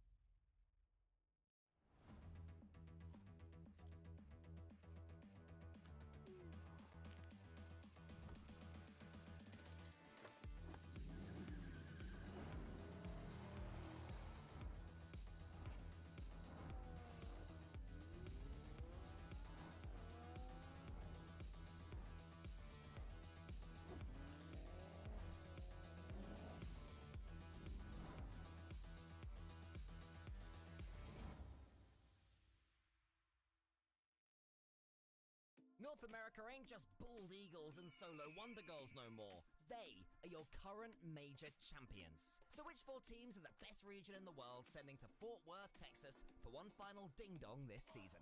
We can't discuss Nolly, JNaps and Com without zooming all the way back to their disastrous start. 0-3 in the first online Swiss this season, then 0-2 in the second. Coach Torment must have conjured up an all-time great team talk, as they'd go on to reach both majors in brilliant fashion, most excitingly via a tiebreaker to reach London. Has Rebellion have to think about it, but they lost it! Sadly, online perseverance hasn't yet translated into offline brilliance, but in the Fort Worth Sun, these guys will sniff out any potential upsets from 10 paces. Once dubbed the world's most unfortunate team after missing out on the Copenhagen Major despite only ever losing to Gen G and G2, post-Copenhagen is where they really turn on the afterburners. Finally dodging the NA Super Teams in the quarterfinals proved, in Open Qualifier 5, they were the best of the rest, with a Grand Finals appearance on another day they could have won. At their first major of the season, they swanned through the Swiss, and went into the worldwide quarterfinals safe in the knowledge that odds on, the days of always coming up against G2 would be behind them. G2 taking on Space Station Gaming. Alas, old habits die hard. Let's hope Worlds provides them a G2-less path to the semi-finals and beyond. Going into the most recent major in London, we somewhat rudely called Gen G quarterfinals specialists. In our defense though, they didn't exactly do much to dispel those rumors at the Copper Box. That was the moment Falcons were trying to play the squeeze. Oh my goodness! Falcons continue to swarm. They'll play the ball down. Abjack on wobbly leg! Another top 8 finish proved that Gen G can consistently be near the top. They've also tasted overall victory this season, winning Open Qualifier 4. Pass over to Wood! Jack is in! Add to that the fact the long-time Gen G duo have done some damage in the past shows that they're here to win it all. But they will need the break to have served them well if they're to do even more damage in Texas. The best region's best team have reached all 8 RLCS Grand Finals this season across online and LANs. They've won 5 of them, including the most recent major. Atomic, Beast Mode and Daniel are your reigning RLCS champions for a reason, dominating Falcons to claim London's top prize. Just over 3 minutes in G2 with this 1-goal lead. Bumped off here from us. That's open at the back. And it's Daniel! G2 are just unstoppably dominant, and if they claim ultimate glory here, they'll be in the discussion for the most remarkable RLCS season ever, in contention to overtake last season's Spring and Worlds winning Team Vitality, who won everything after Zen joined. Despite all the brilliance making its way to Dickies Arena in Fort Worth, Texas, G2 are the absolute epitome. Beat them, you may very well find yourself lifting the trophy when all is said and done.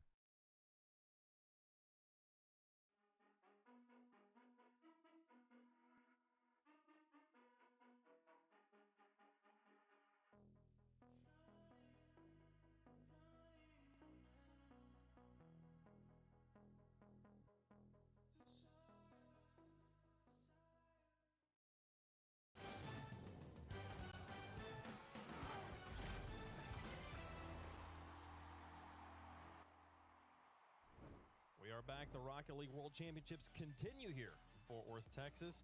Europe coming up strong in both their matches. The Gentlemates, you know, I mean, the Pioneers tried to make it tough, but it still ended up being a 3-0, Bates. So it ended up being a 3-0 indeed. Gibbs, they ended up getting that one correct. Don't start bragging. Just It's expected. It's expected that I'm going to get them right, obviously. But Gentlemates, but Team Secret did battle Vitality. Vitality came out slow, but watch out. Radosin, last World Championship, Vitality said that he should have been MVP. He looked like the MVP in this match again. Maybe they're getting ready for that World Championship run. We'll see if they can keep it going. Good, strong steps for some of the European teams here in round number 1. They've got that first win under their belts. We'll see how they do in round 2. Good energy. You can see how much it means here for the players. Even at the beginning, even in round 1, welcome back to the desk, folks. We've got half of our matches done, half of our matches left to go. Joined by Lemon on the end here. Lemon, how you liking Texas so far? Good. It's not too hot. But It's not. It's actually been kind of cool. yeah, I haven't got to try the food yet, but we have a whole week to get barbecue going, some good matches going, and it's been a good start. It has been a good start. We got a lot of action left to take care of here, folks. So we don't want to keep them waiting too long. The players are getting set up. They're getting ready to go. So let's keep things rolling here. Halfway through round 1, 4 more matches left on the day. We're all waiting to see the re-debut of Karmine Corp, I guess, as they'll take on Space Station to close out close out today's action. But OG versus Furia, they're starting to get set up. We'll see their match here in a little bit. For now, let's focus on Power versus Gen G Mobile One Racing. Power coming up from OCE, number 1 seed. And Gibbs, we saw, I don't know, this is how. Where are you putting Power right now? Power is the most dominant OC team we've ever had in the history of Rocket League. So everyone's like, all right, that top 8 curse will finally be lifted by them. Obviously, the Chiefs did it in EWC, but that's not RLCS. We still have not had the OC top 8 for RLCS, so Power would love to do it on the World Championship stage. Number 1 in OCE versus number 2 in North America here in round 1. Finally getting to some matches a little bit closer in the seedings here.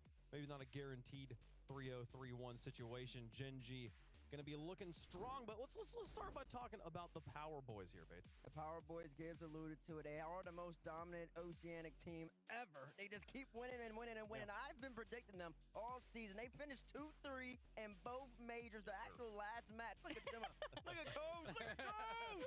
You got to embrace that Texas energy right there. For their last match in RLCS back in the London Major is where they lost in round 5 to the Gen G squad. So they know them. They're very well acclimated to them, and they want to make amends. They started off last major in London with a major upset. Beat Oxygen, a team that everybody had going top 4, definitely top 8, and they took them out quick. Gen G has them same expectations. Power looking to play spoiler yet again. Yes, and there's a lot of hype behind Gen G, especially after EWC. Everyone's talking about the Gen G top 4. Yeah. But are they amazing, or did they just face broken teams? That's the big question. I feel like there's so much doubt behind Gen G, but they, I think, have met those expectations. Yes, the last couple of qualifiers, they weren't consistent in that top 4, but they're still top 2 in my mind. I think they look united more than ever, especially Abjack on that front line. So, but is Power a broken team? Power's not a broken team. They know what they need to do. They know that they can compete. It's just they get the one upset, and then they just can't get another one. They need to get into the top 8.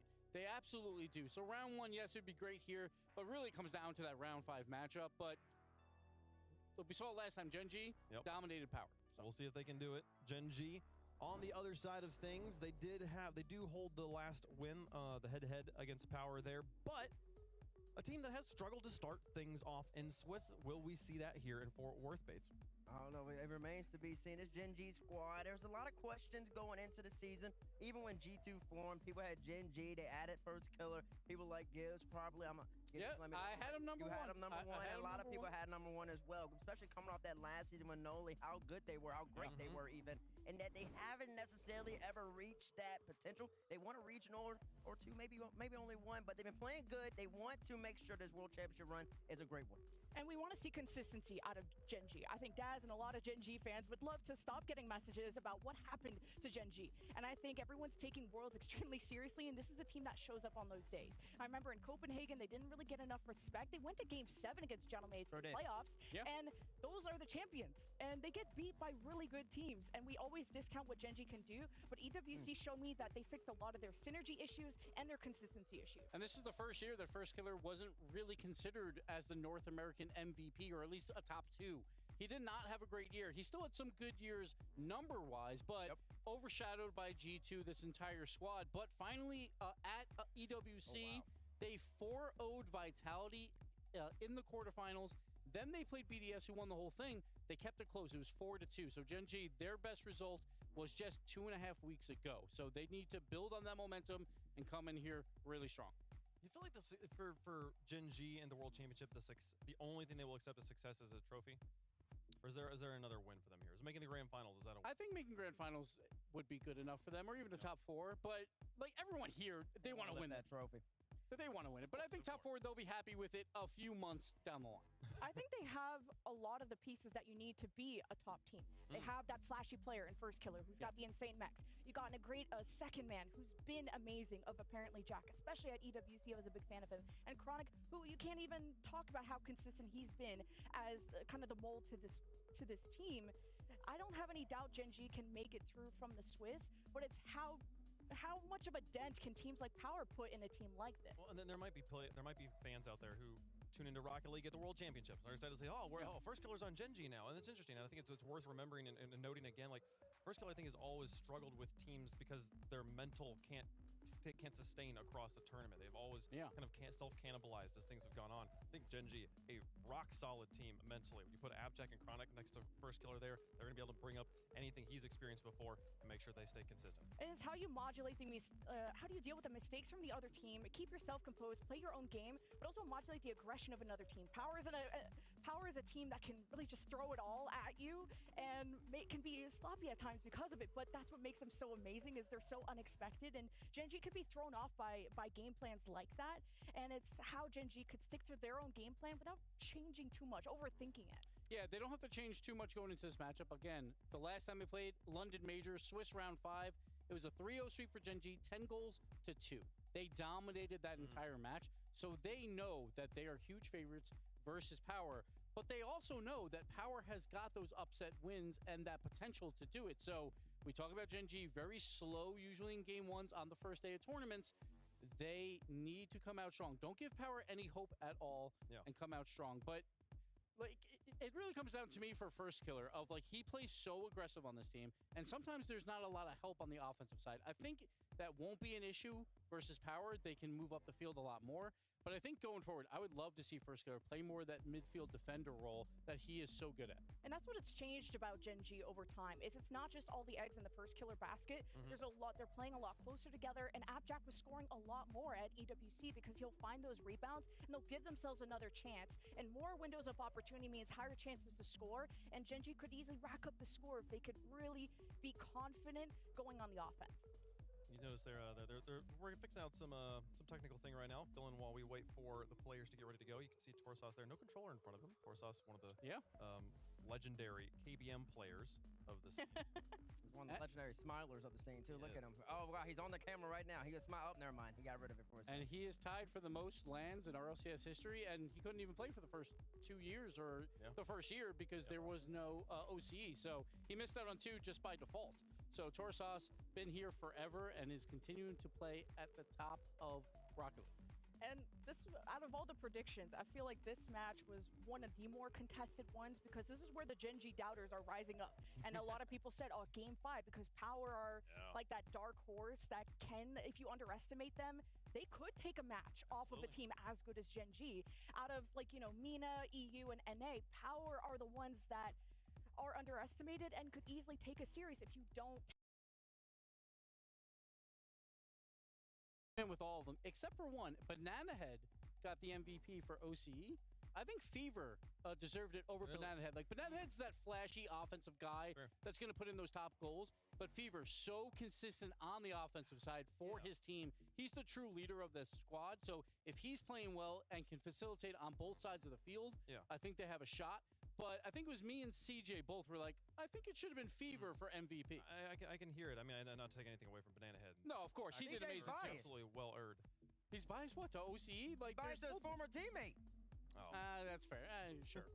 I mean, I feel like what Lemon, what you said earlier about how aggressive this Power roster is, how fast and flashy they're very much kind of a think first or fly first, ask questions, think about it later sort of team here. And the problem with that is it does leave you very little room for error. If you're making the right choices, man, you're unbeatable. But it does if you make any mistake, there's not a backline there to protect you. So players like Fever really important for keeping Power in it. They need that consistency here. I mean, Bates, you have feelings about like the play style matchup there. I mean, with that fiery offense from Power going up against maybe a little bit more consistent rotation from Gen G. How would you characterize Gen G's offense?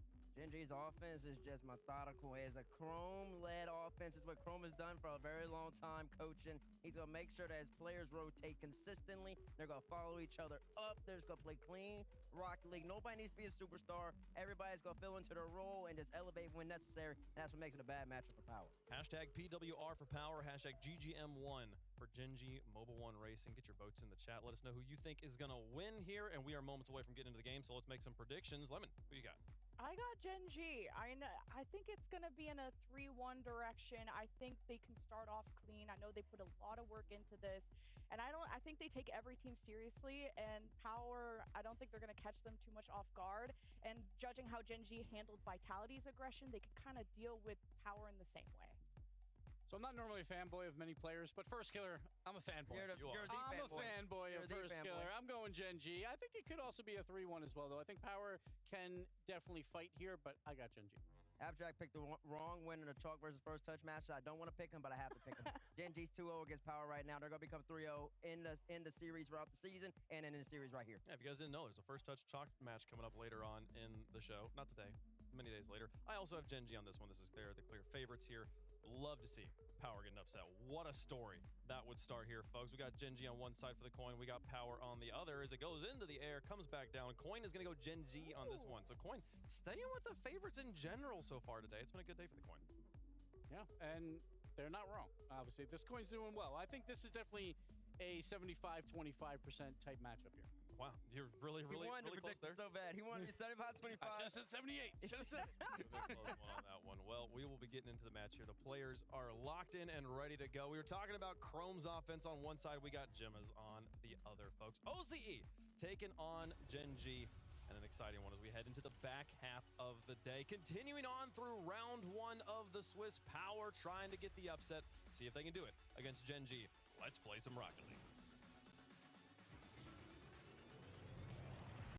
The perfect season domestically for Team Power and one last crack to prove themselves on the world stage. One team can't get past round 5 of Swiss, the other always finish their run at top 8. Gen G taking on Power. Cole, it's going to be a little bit of a doozy, this one. They finished their runs at top 8, but they did a little bit better than that recently at the Esports World Cup, did Gen G. So a sign that they are returning back to the powerhouse that they were before. But make no mistake, this one will not be simple. As you said yourself, CJ, Power winning everything in OC and getting so close to making out the Swiss in our 2 majors. Do they have it in them? How important is it they play well in this series if they go in?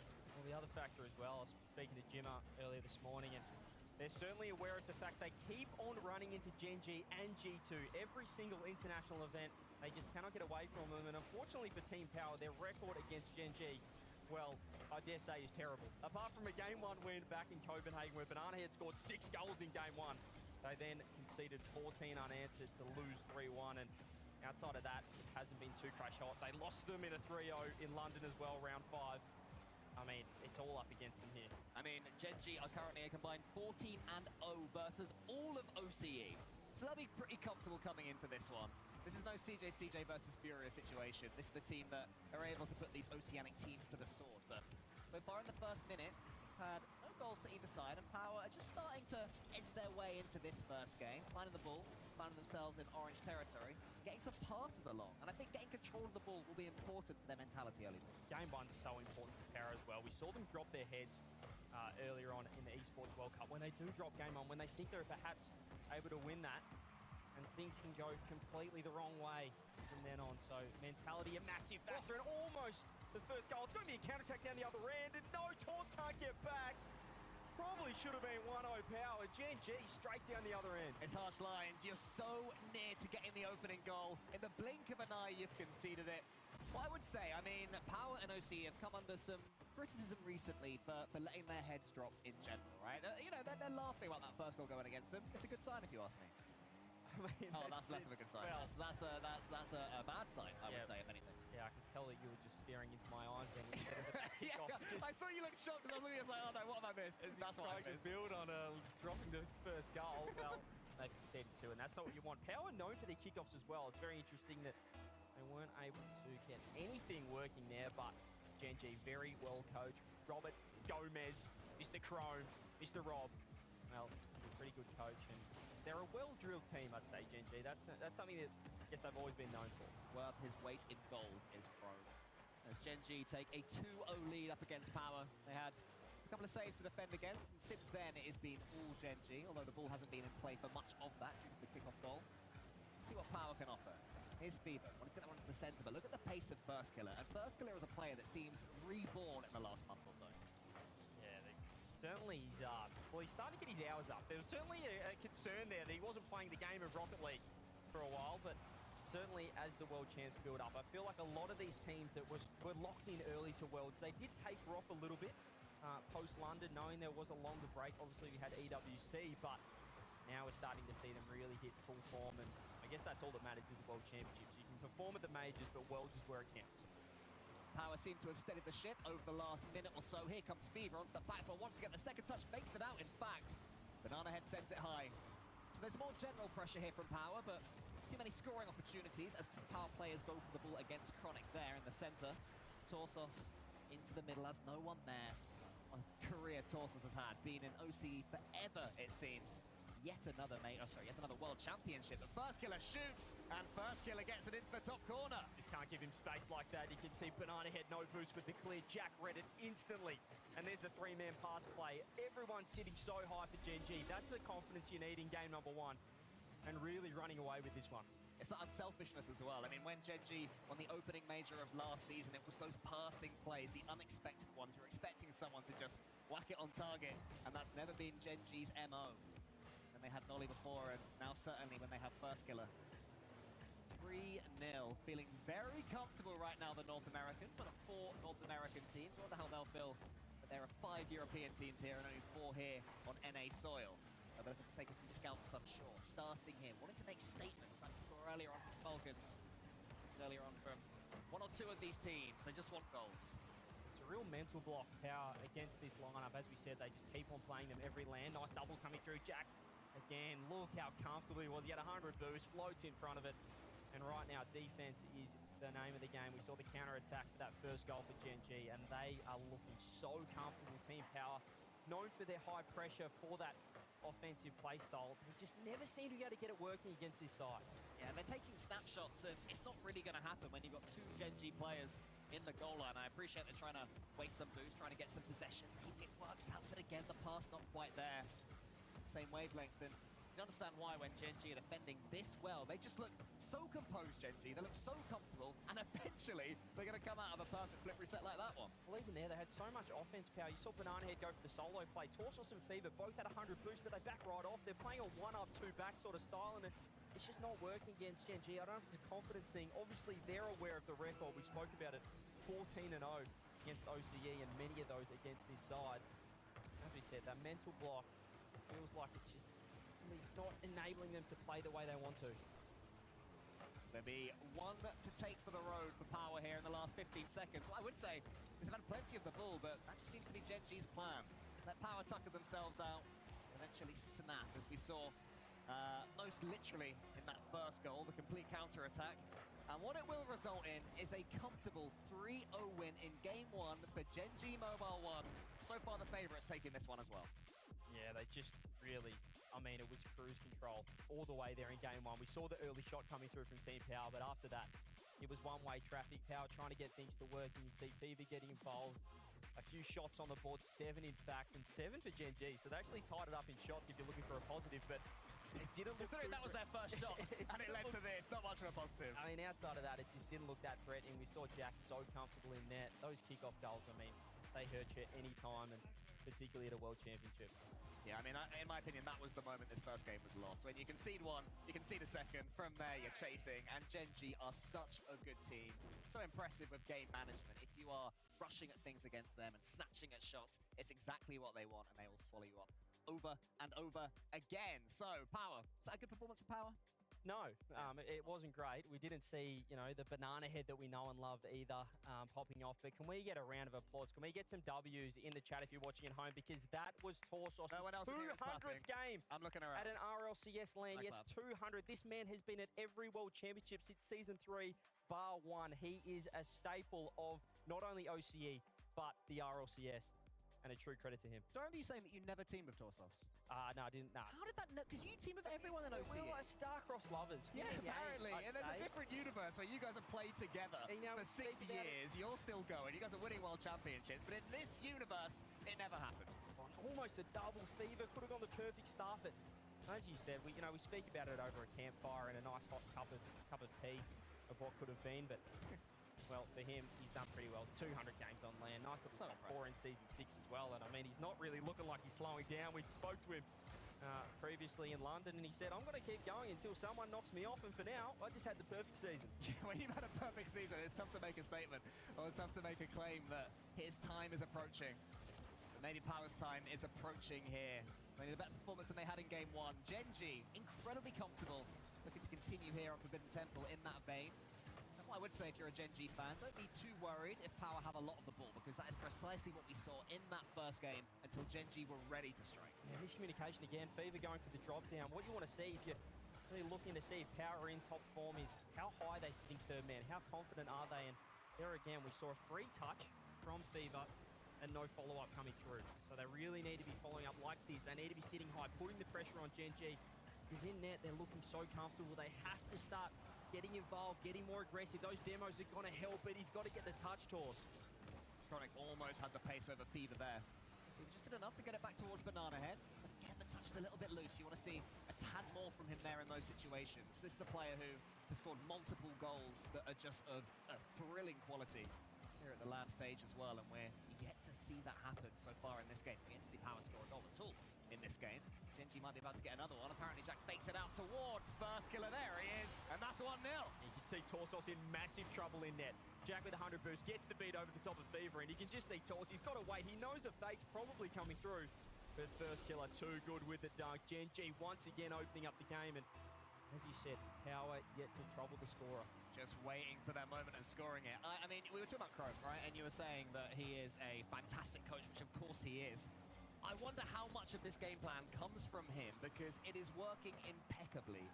Their attempts to just let Power run out of steam and then come down the other end and score are working to a T. And it's happening time after time after time. I'm wondering if Power could maybe change their approach, because something isn't working for them. Hell, if you want to know about Chrome as a coach, he's a very counter-strat heavy coach, which is really the opposite of what we see commonly in the RLCS, at least amongst coaches throughout NA and EU. And that pretty much comes from his time back in league play. You had a whole week to prep for a side, so it was all about how do you counter the other team. There's the first goal for Fever, as we said. Power out of nowhere. Maybe we just need to start talking about how good Chrome is to see this structure crumble. Yeah, as soon as apparently Jack missed that touch from Banana Head, I don't think his teammates were expecting it. They've been so solid in the 50-50 game up to this point that the trust was flawless. The links have been there all the way down the pitch for Gen.G. As soon as one is broken, that's the level they're playing at. Power find a way through. We have parity. We have 1-1. And also, Power have survived the kickoff after the first goal goes in. So it's important stuff here for Power. Might get another one as well. Banana Head comes alive! Okay, B-Head. Took him a game to get going, but you can see the beautiful touch off the wall. It's the instant flip into the reset. Chronic with 100 boost. He doesn't even jump. He's not even ready in time. Team Power. Here we go. This is what we want to see. This is what we want to see from these OCE teams. This is what we want to see from Banana Head in particular. And Gen.G. Suddenly all eyes turn towards you guys. Can you play from behind? In the first game, your opponents were chasing. They're getting pressure on straight from the off, forcing some good saves. But Power are making those saves. And here comes Torsos. It's the old fella of the team. He fakes up one into the center. Fever's coming in. Apparently Jack gets the block. Banana Head for a quick fire third. Goes for it. Almost in. Yeah, the boost control though. Torsos stealing that 100 means the offense can keep going. Fever with the control again. Gets the dunk. Banana Head has to back off. She'll be able to win this touch though. Does. Fever hanging around with the pass. Back to Banana Head. Another fake coming through. Torsos with 100 now. Tries to take it upstairs. Gen.G in a little bit of trouble defensively. Yeah, they're getting demoed out the game as well. It's making it difficult for them to spread around the pitch the way that they were. First killer loses it to Torsos, who gets it top corner. The boys are back in town. Third goal on the board for Team Power. You can see the bumps coming through. First killer just pushed off the ball there by Banana Head. Torsos the only one to recognize what was happening. And he strikes top left. Well, who saw this coming 2 minutes ago when Gen.G got the opening goal in Game 2? It seemed that Power were going to have the same old problems, but now Gen.G, they want to get their second early goal. They want to make Power sweat, and Chronic manages it. This happens so often, though. Just when they get the gap, they're 3-1 up in so many series on land, and then it's just an instant mistake. It's a simple mistake there. Thieves just missing that backboard touch. You try to control it. Doesn't get anything at all, and easiest of goals. Just takes the pressure off Gen.G slightly. I'm curious how long it's going to take Gen.G to really attack this one. 1 minute and 30 seconds left. They'll back themselves to just get a goal through natural play without forcing things. Will Power allow that to happen? Maybe, not maybe. It just goes straight in from the pinch. Well, they find an easy one. I'm not sure how this even got to work. You can see Torsos, Chronic, Babs didn't want that, and it's the perfect bounce off the wall. Well, that is what they needed. They almost gave, they had a 2-goal lead. They gave them a freebie. They get that extension back. What do they do? Minute 25. This is where Jimmer is a coach. He wants to see them lock in. No big mistakes. Well, someone called to fake the kickoff there from Power, and it's worked out to perfection. They get back down the other end for Gen.G, and I do like that from them as well. They have got that 2-goal lead back, and then they mix up the kickoffs. Ball falls back down to the blue end. Banana tries to get it over First Killer. First Killer squeezes it past him, tosses up against a couple of them. Just levers it towards apparently Jack. That one's open. CJ's looking pretty excited for a second, but Gen.G were tracking back in time. I don't know how Fever just didn't get enough power on that. It was wide open. It was a great save from Torsos with the 0 boost. B-Head again. He's got another reset. He makes it goes home. B-Head gets the 5th. Team Power have fully woken up and they're loving it too. The man with the best name in Rocket League Esports of Banana Head proves that he has the mechanics to fight it out with the best. Power with a 3-goal lead, a complete and total turnaround. First killer might make it a tad nervous again. Here comes Chronic, and Chronic puts it wide. Gen.G are shaken. 40 seconds out, it's just Big T on the ball again. He's going backboard, tries to get the reset. Might get it to work. 30 seconds now. Gen.G, if they're going to get anything to work game 2, they've got to go right now, but Team Power looking very confident, and what a turnaround. You got to look at Banana Head being the catalyst for this lineup in game 2, but they're looking to tie this one up, and they're going to do it. Yeah, it would seem that way. Maybe apparently Jack can just give them a pinch, but Banana Head, who else is there as well? 2 assists in this game and 3 goals. Supreme performance. Apparently Jack, he gets it onto the backboard. Banana Head's there again. I mean, I asked you if Power were, performing up to their own levels in that last game. You said no. Where does this stand on the par of Power? This is them. This is them right here, and it starts with Banana Head, as we said. He was the OC MVP for a reason. Not sure why Gibbs is calling me out, trying to say that it was Fever. I'm not sure what he's saying there. It was obviously Banana Head, an absolute superstar. He's announced himself here, game 2. But can they keep it up? We've seen this before. We've seen Power put in an effort like this. Banana Head has scored 6 goals in one game against this lineup, and they still lost that series 3-1. So it's not all doom and gloom for Gen.G. Power have to keep this form up. And it was all from this one moment. This one slight miss from apparently Jack. Banana Head forces it through. Suddenly Power are in, and then they turn it on. I mean, Banana Head, just the reset king, and absolutely love it. As Jim has pointed out, what is going on? I mean, that's how you know he knows his players, because I can guarantee you there are some players that would hate that. I think I'd hate that if I was a pro and I've done that. I got my coach, over my shoulder, pointing at this guy, like, go away! I'm trying to play. I'm trying to make $100,000 here. He's just like a proud father, not sure what the game is, what he's playing, but just proud of whatever he's doing, and it looked pretty as well. I love the fake as well, the double reset, going low on Apshak. So nice, so clean from B-Head. 500 points as well, looking clean on the scoreboard. 5 goals to Team Power. That is the perfect response. But as I said, it's all well and good to show up for one game. They've got to do it for the entire series. They haven't been able to do it in the past against Gen.G. If they can get the lead here in game 3, well, Bob could be our uncle. Power players are 9 and 40 combined versus NA on land. So that makes it 10 and 41 in games after that one. So they're fighting the odds every single one. And to beat Gen.G, to even come close to defeating these gargantuan North Americans, they're going to have to play at that level for at least 2 more games in this best of 5.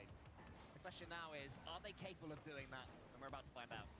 I mean, we talk about confidence as well in Rocket League in general, but particularly in OCE, for OCE players that come here on the world stage, so isolated, such a remote region, not able to queue any other server. That confidence is massive for them. We saw what it happened with Jorius when he joined the Chiefs, what it did to to Hunter and Kaka.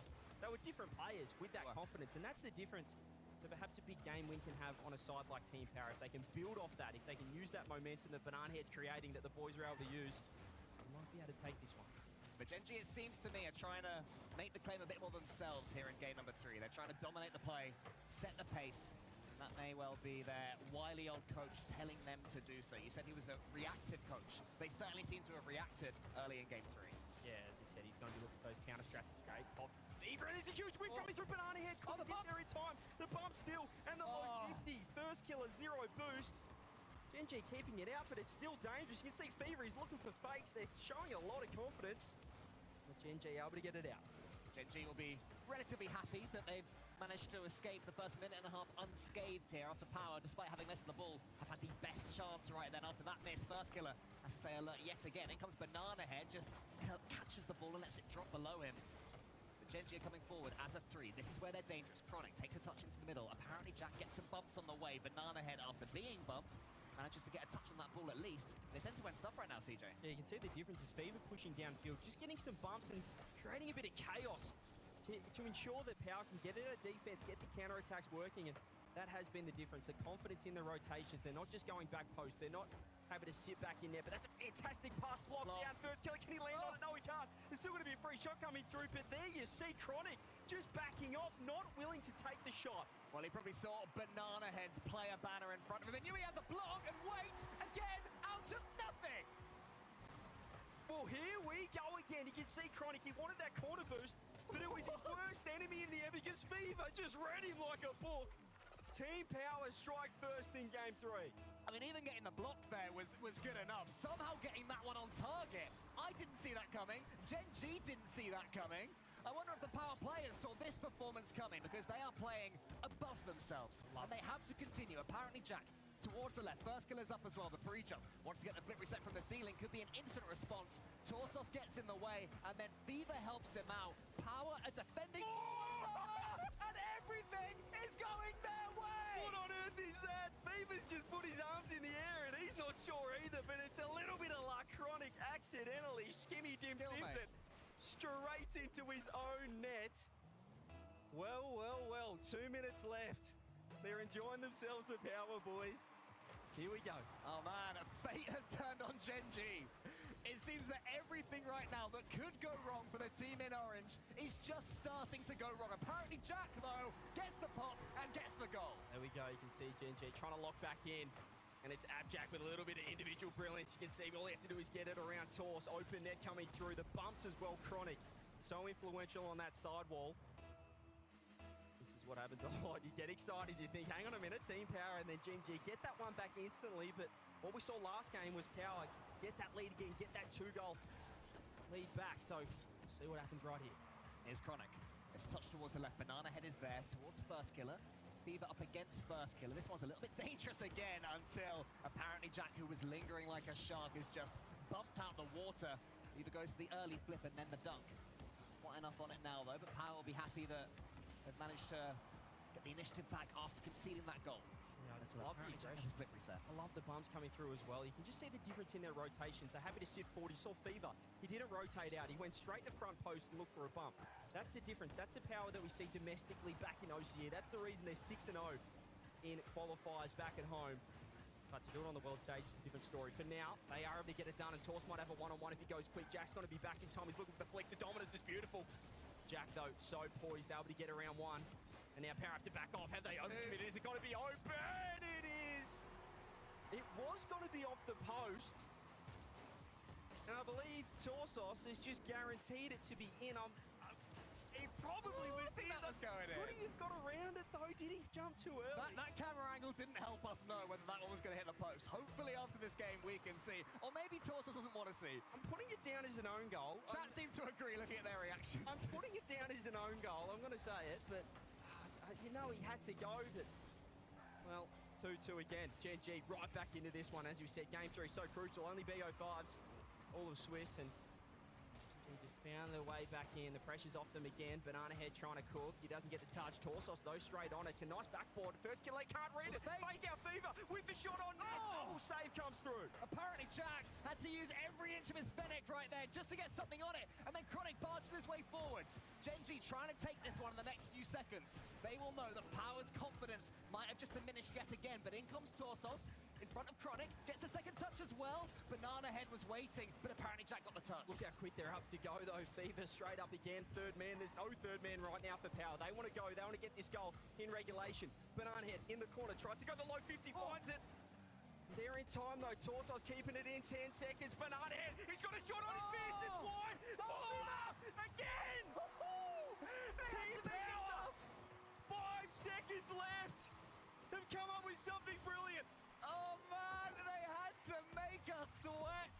First there was the open net miss. No, there wasn't. It was a pass. Then there was the wide shot. No, it wasn't. It was in off the post. Power had the lead. There's only 5 left for Gen G. Every shot Gen G got it. It's a double fake, and they've read it. Fever has read it. First killer keeping it up, though. Chronic's going to be able to sit there, but Team Power take the lead in the series. My heart cannot deal with this. There's too much going on. This is unbelievable. We always talk about chaos when we talk about OCE. We talk about how they want to make a series feel awkward, feel strange, balls pinging around everywhere, odd fakes, kickoffs that no one touches, right? This is an OCE feeling series, and Power know how to navigate these choppy waters. Every shot in that last 20 seconds, Gen G thought was going in. And that's the reason why they were able to get the goal. You could see a little bit of luck. You could say it was a Chronic own goal into a Torsos own goal. Jimmer was loving it. He's giving us the point over there as well. It's fantastic being so close to the players here at the World Championships here in Fort Worth. But See Torsos? I'm going to call it an own goal, but Yeah. that late goal, you can see it. There was so many wide shots. Banana Head with a follow-up, but this worked. First killer dove across and whiffed the ball because the shot was wide. Fever nearly missed himself, but it was enough. Jimmer loves it. The boys are loving it. And they're one game away from creating, I'd say, an enormous upset. I know that they've been around 5 the Swiss, but they've never got close to Gen G. They got swept by them in London. They get a chance to return the favour, 3-1. Oh, I mean, I got it wrong earlier. It was series, not games, that Power players are 9-40 versus North America on land. So it's still 9-40, but it might be 10-40. They might get a 25% win ratio if they can claim one more game in the next two. Gen G, all eyes to you. They will want this to be a much cleaner game of Rocket League, and a good early kickoff from them might make it thus. Now, what a change-up as well from the first game, and it's just purely confidence. I spoke about it going into game 2. You can see it in their faces here right next to us as well at Dickie's Arena, and they're looking so confident. Look at the fake coming through from Torsos. It's just got to be in. And Abjack, well, I think he might have switched teams right there. Torsos creating so much. Having get 13 boosts. First kill it didn't want it. He's missed. And Abjack's put it in his own net. Torsos will love that completely as well. After he was the one who scored the own goal in the last game. He gets them back, gives them a taste of their own medicine. And they fake the kickoff yet again. Power, you can never rely on them to just hit the ball from it. But Gen G do come away with the ball. They have to respond soon, you feel. You talk about it being an OCE series, Cole. We've had 3 own goals. We've had 3 own goals. I feel like I'm home right now. Now, can they get This another is what one? OCE land would be like, I guarantee it. I cannot wait until it one day happens. It's chaos, and Fever is trying to rifle one top corner. That one wide, saved across by Chronic. You can see Jack, he's got no boots. You can see the rotations. It's messy from Power. It's not clean, but it's completely throwing Gen G off their game. Banana Head up against, I didn't see who that was, but it was somebody for Gen G, and Banana Head shows all the pace to get past them, and then has the composure to wait after the flip reset. Torsos in, on the side of that, as you said, the beautiful Dominus. Love great seeing demo, that FK goal last, from the great biggest bomb! stage. Torsos has him! It's not quite in from Fever, in comes Banana Head, saved again! Huge blocks from Gen G, keeping them afloat. Absolute magic from Abjack. I have no idea how he's kept that out, but there's still a little bit of strife here. Chronic with 0 boost. Over to FK with 0. It's the Fever. He's got the beat. He's going the double. Off the ceiling with the reset. Saved again.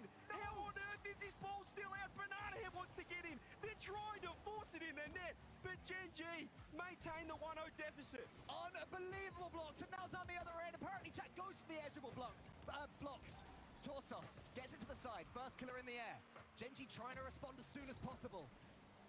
Have they stemmed the tide with these saves? This is where Power have to keep their heads. They should have scored about 18,000 times there in the last minute. But they have to stay composed. They've still got the lead. They don't need to rush. Right now, Gen G looking good, though. It's a great pass down, Jax. Circling like a great white shark. Power certainly know all about those back home. It's Torsos. Let's get the touch. Great help defense there again for Banana Head, and it's Unleashed Fever, who's got to be able to go to the ceiling. He's got to be able to go to double FK. Great save. I mean, a Fever signature shot. We were so close to one. On Utopia as well with CJ casting. Name a more iconic duo than that. Torsos towards... Oh, no! Oh, no! In defense for Gen G. Banana Head's in. And there's the big mistake. So much hard work defensively, all undone there. You can see Jack, he wasn't expecting FK to leave it. Jack had the 100 boost, FK had 0. He wanted Jack to take over, and Jack said, no, please don't. 2-0. 2 minutes and 40 seconds left, and it will feel like an age for Power right now. Gen G trying to step back up. Chronic has a clean touch. He goes to the sky, but Torsos is there for him. The pace that Torsos has shown, there's still so much life in him. In comes Fever. It's an OCE procession. 3-0, and they are not even celebrating right now. They are, we talk about cruise control. Serious now. Jim is nodding, he's smiling over there. The boys are locked in. They got 2 minutes 25 to take down Gen G 3-1. All over to that team right now. What do they have? What does Chrome have in store? They got to get 3 goals on the board. If you're a fan of Power, you are not calling this one a dub just yet. You will have seen this team, you will have seen OCE teams lose from situations like this. Heartbreaking losses are almost in their DNA as Chronic fakes the flip reset. Apparently Jack to the corner, but Fever in there. And Power are doing that so well, nipping in when Gen G are making their passes. Banana Head from the side gets to the ceiling. Torsos has to make that touch and does. There's always a player there diving across, getting these touches and nailing the clearances. It's still messy, Cole, but as long as they're on the same page, that's all that matters. And right now, Gen G cannot read them defensively. FK goes to the double.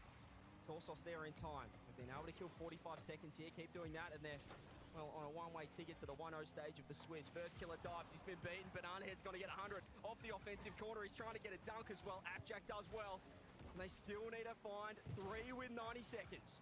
Fever is just batting this ball straight back to Gen.G territory. It's all that Power need to do at this point. First is left floating. Tosses a Banana Head. Who's going to claim the ball? It's going to be Banana Head. There's a demo in front of the crossbar, and then the post. They're still not doing it. Oh, no! He doesn't score either. Power can't put it to bed. Now apparently Jack has 100 boosts to play with, but doesn't manage to get past Fever, and another attack comes to nothing. What on earth are they doing? They're lucky they're 3 goals up. That was a diabolical in offense there for Team Power. 1 minute left.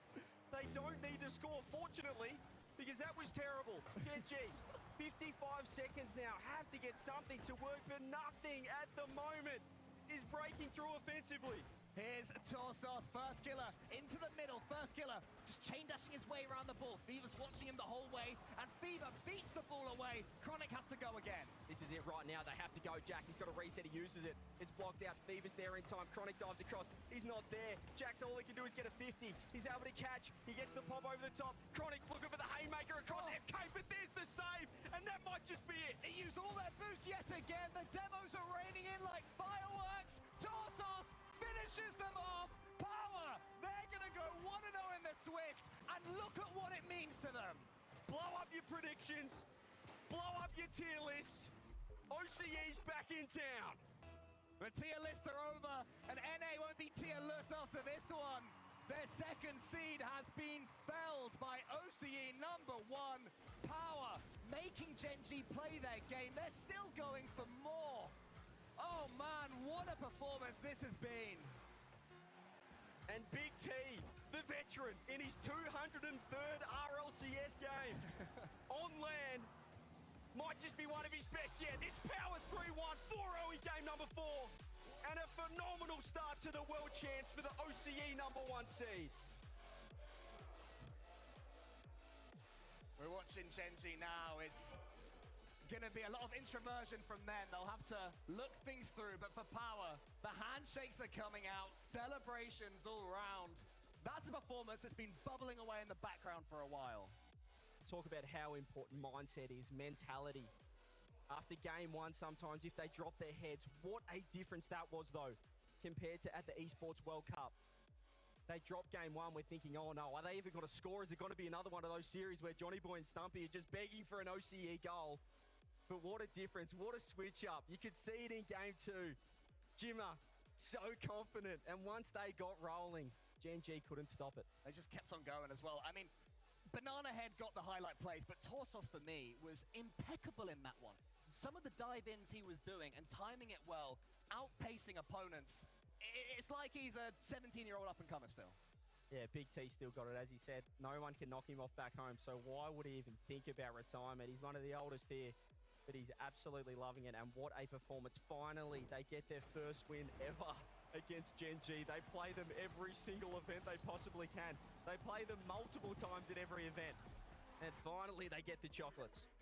As you see here in the Mobile 1 high-performance replay, the record books being smashed apart. Torsos involved all over the place. Banana Head, MVP performance from him in my opinion. Power, deserving winners. OCE's back in town, and how about the 200 gamer down here with Leafex for an interview? That's right, 203 games now on land. You're a legend. You're a grandpa of the esport. You've been around. Congratulations first off on the win and just how many games you've played. I mean, thanks. I mean, I like, to be fair, we were taking it kind of chill. Like, you know, Gen.G beat us like 4 times in a row, but we've proven nobody beats us 5 times in a row. The record has been set here. Don't even try it anymore. Now, I got to say, I had you on my fantasy team, and I told you to do well, and you seem to have taken it seriously. Sort of. I mean, I tried. If you don't see game 3, I give B-Head a free net, and he just misses. And then Fever almost misses as well. I know, and then you don't get any points I know, for just it. no points, no recognition. Like, who's giving B-Head the free balls? Like, It's to be definitely fair, rigged. though, I usually rag on Bad, but he had a great little series for himself. I want to talk about that because your teammates were popping off just as much. You guys were a cohesive unit. It seemed like game 2 felt like the switch. What changed across that? Because that's when B-Head started to pop off. I feel like we always come into series pretty like nervous. So Yes. I feel, yeah. And you see our like touches are not too good. But I don't know, we were kind of just like, oh well, we just got like smashed game one. I guess we'll just chill out, play some Rocket League.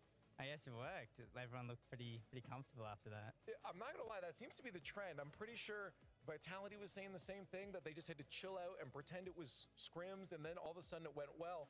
Is this a mentality you guys can bring forward? I mean, like, it's gonna be hard not to get in your own heads going forward. How do you make sure this happens again? Well, it is hard because I think that happened to us at London when we beat Oxygen. And then after that, we were like, oh, maybe we can actually win. Right. And then we like kind of messed it up. But I think if we just keep that mentality, it's hard. Oh, really hard? I mean, it is hard.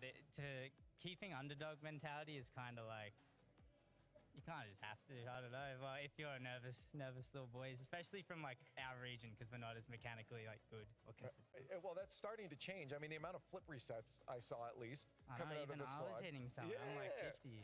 It's crazy. Are you guys trying to at least keep up mechanically? Oh, I mean, I hope so. I feel like the boys keep up mechanically. I feel like we all do. We can't win a series if we're not keeping up mechanically, like somewhat. So I mean, I hope so. That's fair enough. Hey, I just got to say, you guys seem stoked. Right now, what's the team energy? I mean, we heard some of the comms. We saw Jimmy getting involved as well. Before I let you go, let us know internally what was going on in comms, energy-wise and positivity-wise. I mean, I feel like Jimmy gets like, I feel like we're usually a lot more hype. We're obviously very positive, but we're trying to maybe be a bit more composed this time. When we started winning, it was like, oh yeah, nice. Not like, Gamma! And then we just like lose the lead like again. So I mean, hopefully we try to keep that up. Hey, it's been looking good. I see the smile on your face. Go let it over there. Congratulations on the win. You heard it here.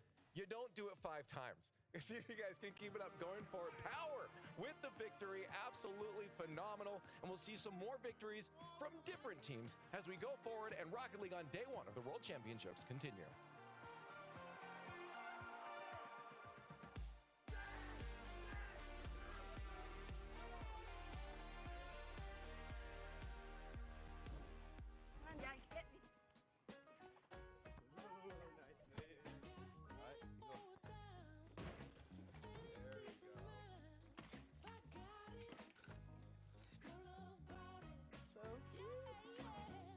At Ally, we're helping millions save more for the things that matter most to them.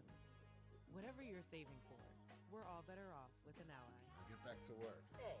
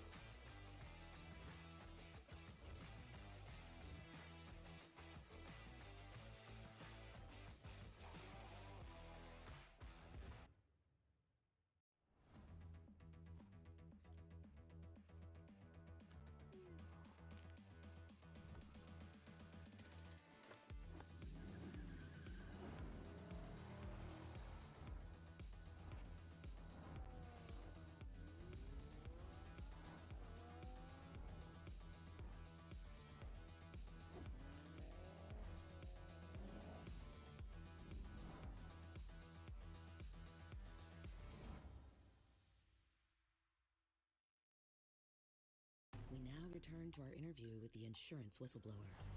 I just think everyone should know there's an insurance company out there exposing other companies' rates so you can compare them and save. Sounds like trouble. It's great, actually. It's called Auto Quote Explorer from Progressive. Here, look. See? We show you our direct rates and their rates, even if we're not the lowest. So, whistleblower usually means you're exposing something bad. I thought it meant calling attention to something helpful. You know, like, toot toot, check it out. This thing's the best. No?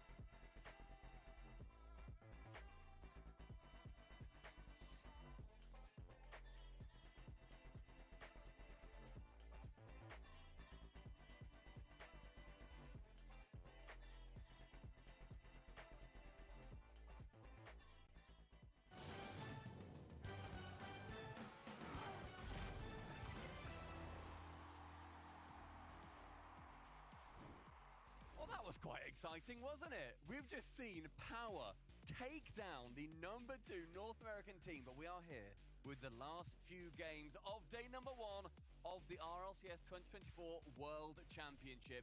It's going to be OG Esports taking on the number 1 South American super team in Furia. I am so excited for these two teams, mainly because there's two completely different storylines going on.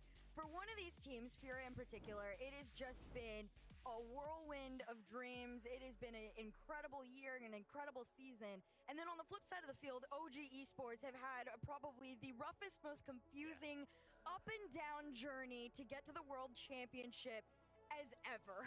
I mean, but bear in mind, they've made all of them. Like they've made all the lands this season. You can't say that about all the teams that we have seen in Copenhagen, in London. They've at least been that consistent 4th team, realistically, in North America. As essentially, as we say every time, sorry boys, a team of leftovers. They are, but they've still managed to get all their cohesion, managed to work through together, know that, you know what, realistically, we have got the ability to still be competing, and they are competing at this level. On the other side of things, we look towards Furia, where they have got the best players in South America all combined, and they are chanting and cheering. To our right, they've just done a team huddle, and they're making sure that all of them are very confident, and they are very pleased that they're going to be here in Dallas. Oh, yes. This setup, by the way, guys, is insane. I've never been in one where you can actually see them and see the emotion in real time like this. And it's like you said, Furia, extremely excited. They got the chance going on. They got the hype. And then OG, very calm, very demure, very mindful. Very mindful. They're all sitting in their chairs, hard staring at the screen. They're just ready to go, lock in. And again, it's two different versions of emotions. OG, I like talking about their emotional vibe a little bit. They're very intense. They can have the ability to let that drive them to a win. And on the flip side, same can be said for Furia. We can get a couple L dances out of here, but we could also end up with a screaming match by the end. Yeah, I think when you look at what we've seen Furia do when they're playing against Vitality, they were very, very animated. As you said, there was L dancing. There was a lot of rivalry there. I don't think we are going to see Com taking a seat against a team that are extremely loud. They are so close to each other. They can hear each other, they can see each other. I think it's going to be incredibly electric and full of fire. Jaffinho, the man in the middle, kiss the ring for good luck, making sure that everything is going to be on their side. And when you look at the MVPs across each region, Yan sitting there for Furia, earning it for South America. Oh, yes. This is a player that I think, I mean, you can't not love him and be excited to watch him play. It has just been, again, just this crazy, crazy journey for the entire team. Individually, they are all so good, but as a cohesion, as a team, they're just lightning. But of course, flip side, you got to give them their flowers as well. Like you said, it's this team that's kind of had this crazy journey throughout the entire time, and they always just barely squeeze in, but they haven't quite gotten past where they want to be, which is this day one is the beginning of the same journey they've been on every single time. They continue to, you know, get out of the Swiss very early on, not trying to jinx anybody, but for them, it's a long process. I had the opportunity to get to talk to Noli and Com yesterday. They're very excited, but they're very one game at a time right now. Yeah, I think we always see that as well when we look towards OG, where they go for that one game at a time, making sure they don't get too ahead of themselves. And that's the journey that's got them to both lands, to get them to the World Championship. Over on Furia, though, they are that full excitement. They are a dog chasing a car mentality of, I'm going to get it. With nothing else on the line, we are going to get this win. And going off our chat vote, make sure you chuck that down there. Hashtag OG, hashtag FUR.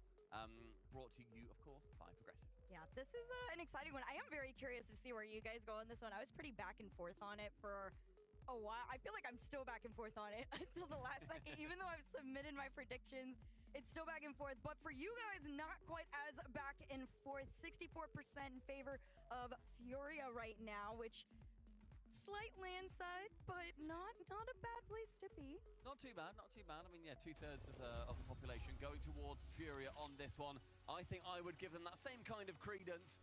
The Panthers taking down OG. A team that have managed to, as we said, make it to all of the lands versus a team that has made it to the top 4 in London. Game 1 kicking off, and I'm going to be very excited to see if we manage to get potentially a game 5 here. Oh yeah, this is one of those matches that for sure could go the distance. It's a favored matchup for the day. Everybody's been so excited for this one to go down. I think after our last series, you gotta keep the hype going. You gotta keep it going. Match 1, of course, brought to you by Progressive. Kickoff are going to be starting Furia versus OG. In our first round matchups, we've seen that massive upset with Power over Gen.G earlier. Either team winning here. I think OG would be an upset over Furia. Not nearly as big, however. And it's going to be on Furia to make sure that they set their mark early in this matchup. Yep, right now I think it is definitely on OG to try and get into this one very early on as well. Furia, they come out swinging 110% every single time. There is no room to really warm up to them. So first 30 seconds in, a little back and forth on this one. OG had to play a little defensively in the early stages there, but a good note, them being able to hold them off early on. You don't want to concede in those first minute or so because Furia really, really good at building off that. First 30 seconds, and so far neither team drawing blood from the other, but JNAB's up, trying to take it towards the backboard. Said Drufo now taking it quite low, com to the ceiling, a reset, but too far away from the ball. I think Drufo with a relatively easy clear away. That's a very awkward attempt from Nolly. Does manage to salvage it, but you can't be doing that too often. No, you definitely can't. Little awkward there, does still manage to get it like you said, and quick transition now, which is what I want to see from OG Esports. If you are gonna find yourselves in these awkward positions, you gotta be able to get out as quickly as you started. As this one gets cleared up field by Lost, JNAB's gonna try and slow things down. Was low boost a little bit there for OG, but everybody had a little bit of room to breathe, collect themselves. Full tanks all the way around this corner. Calm trying to push it forward. It bounces back off mid, and here comes Furia. First 90 seconds, and there has been a decent amount of pressure coming out from OG. I think that's going to be the biggest question mark for them. Can they deal with that pressure? That does come from Furia. Many teams have fallen to it. They have won over half of the events that have taken place in South America, and a fake. Com is not fooled by it on that first chance. I like this from them. OG coming in with confidence, but Yan takes the shot. This one's sent off, and Jafina gonna keep that pressure going in the corner. Bounce up, Yan already there. You see the follow-up from Lost as well. Tries to take it, tries to force the dunk on in, and OG just scraping by the skin of their teeth off this one. And there it is, that transition I talked about. They gotta come in quickly, and they do, but low boost for Nolly off the sidewall. Follow-up denied into the corner here.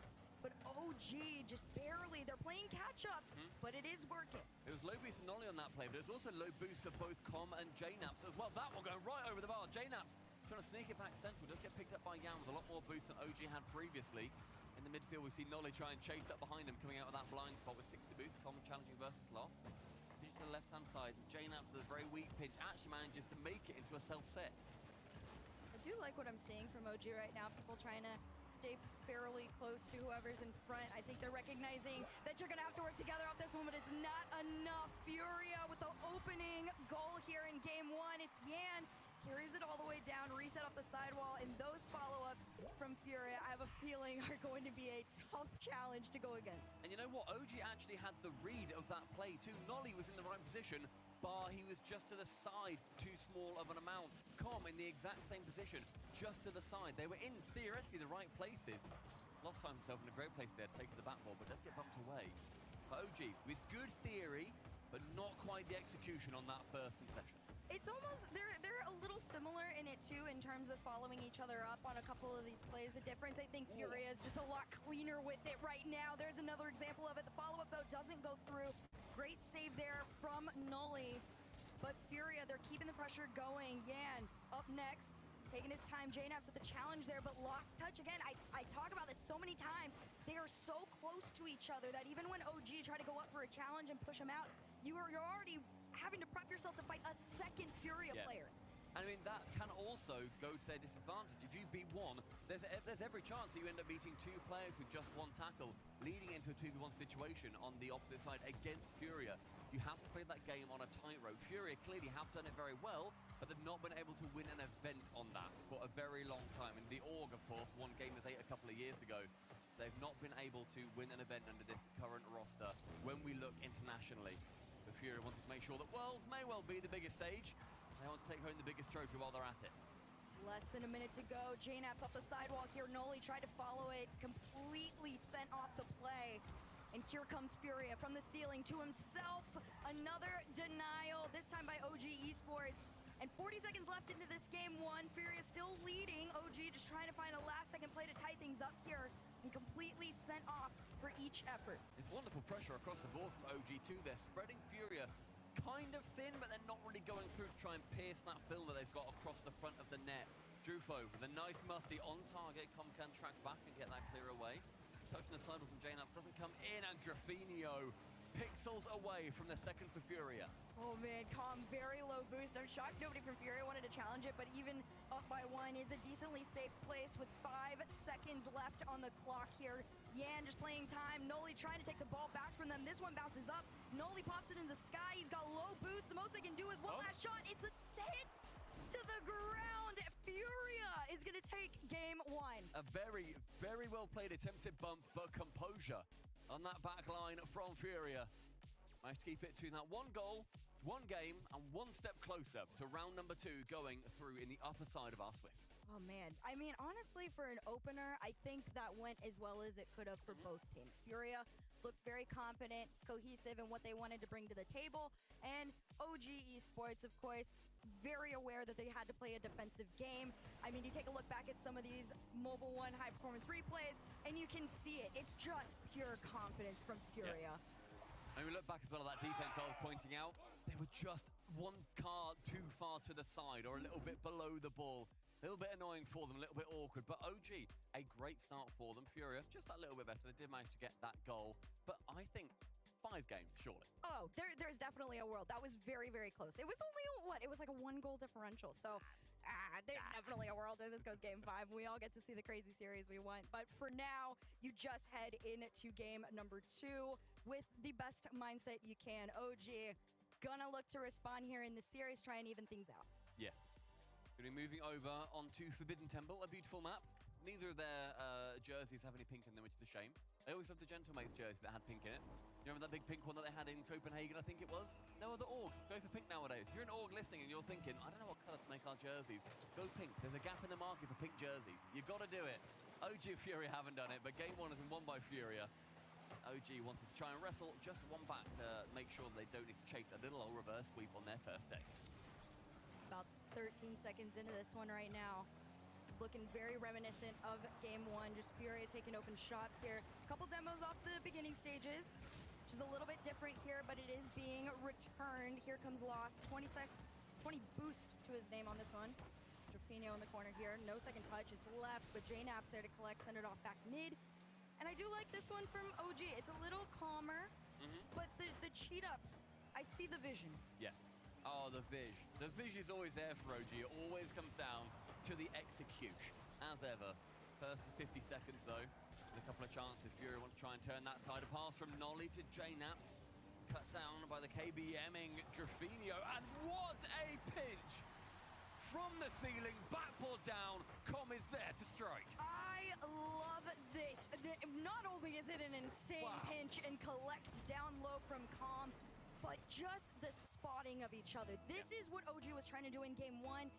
They were a little bit off the mark, but for them to be able to connect now like this, that is a great level of confidence headed into this game 2. They're going to try it again off the backboard, redirected forward, Lost to try and follow.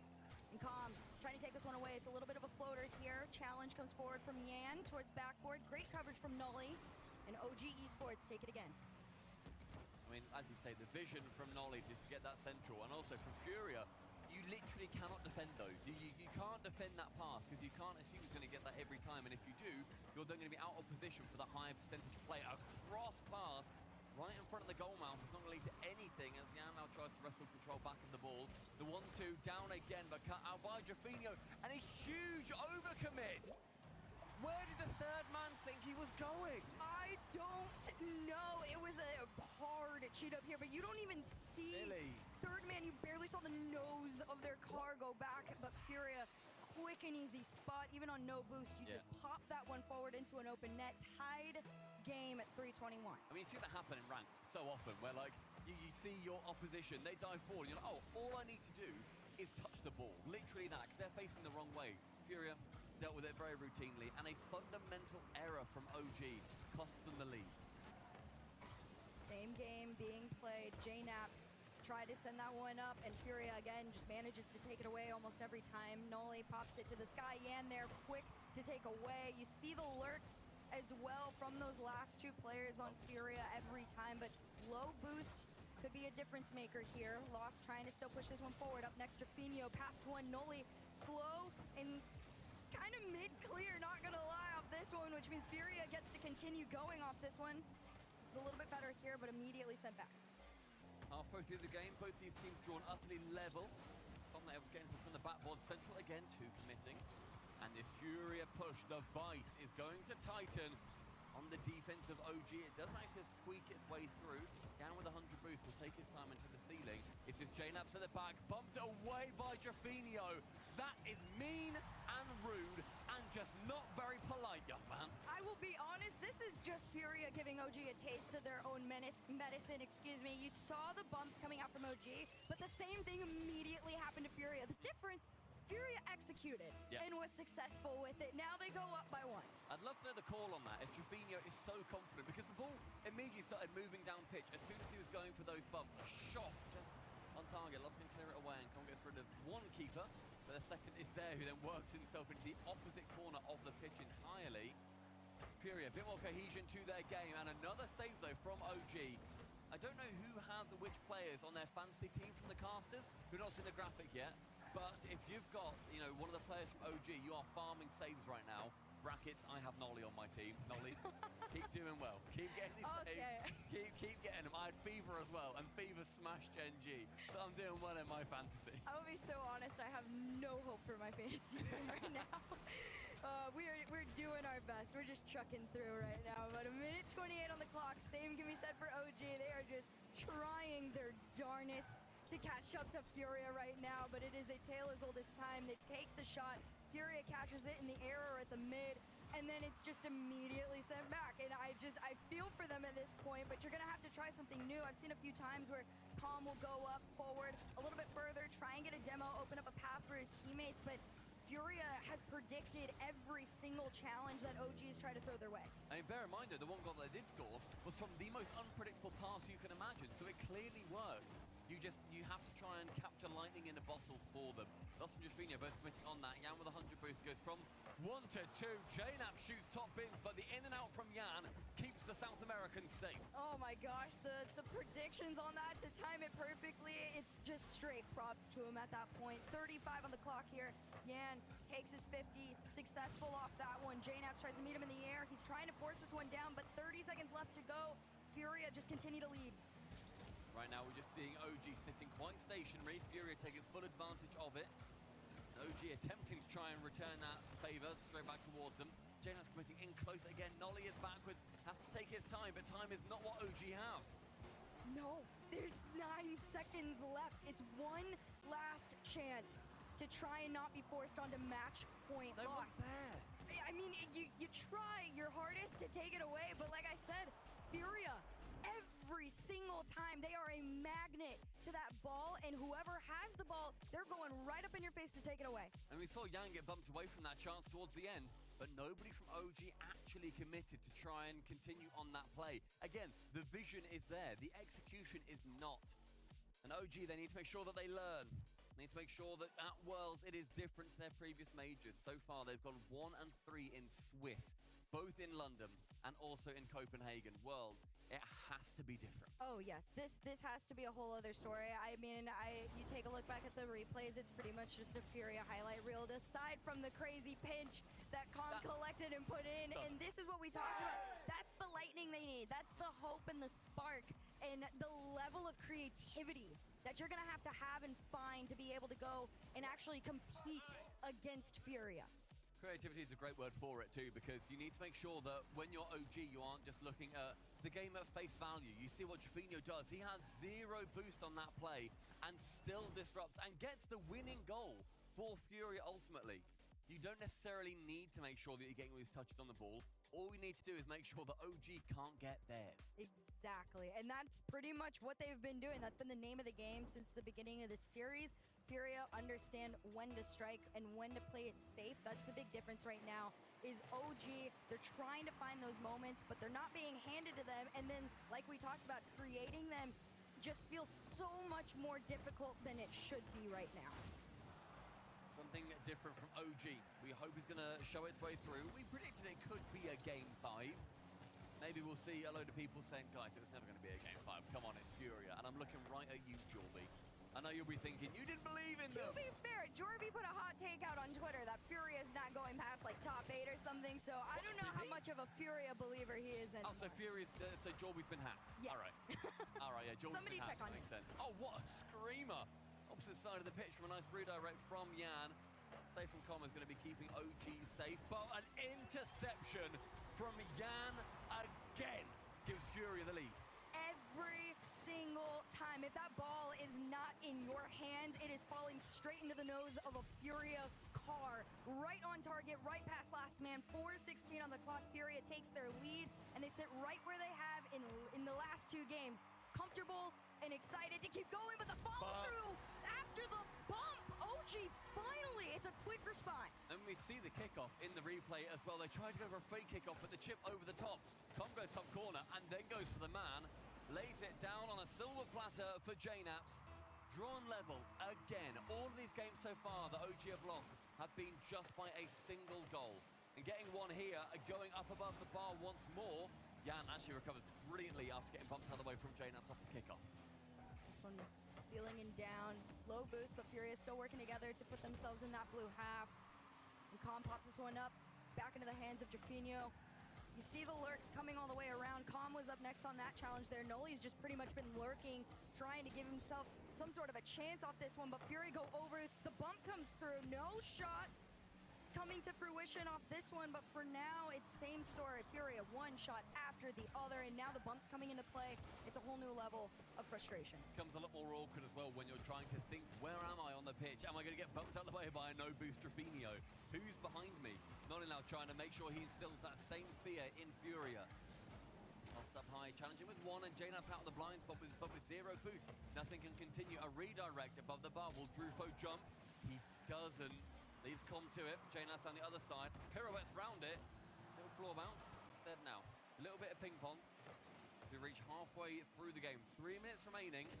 I still think Furia to the good, but OG certainly trying something new. I agree. Right now, Furia, they have all the control in the world. Even with it being an even playing ground with 1-1, they still look like it's theirs. They're being very patient and methodical with the plays that they're putting outfield, but OG, this could be a risky one. It's right across the goal line. Nobody takes it. Instead, Com goes all the way past one last person to get through, but you're not getting past Yan. That was real spooky from JKnaps. Takes ball control away from his teammate, moving positively up the pitch, and sends it straight back down into his own half.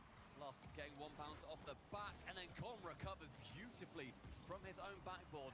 Say what you like about OG, their defense versus a jumping and bouncing Furia has been pretty sublime. JKnaps and Com trying to get a team pinch there. Instead, it just falls down into a tackle. Oh man, I know the saying is, you know, defense wins games, but right now Furia have completely discredited that. They have shown that you can play all the defense in the world, but it just takes 1 goal to get past, and they're trying to find that extra one. As this one goes down, JKnaps keeps it out here. Here comes Yan, sending it straight on back. The lurks from Lost and Yan trying to find each other. He spots Lost, a small touch on it. The beat out from Jaffinho over to Lost goes in, and Furia find their lead. My word. The read on this from Lost as he comes through.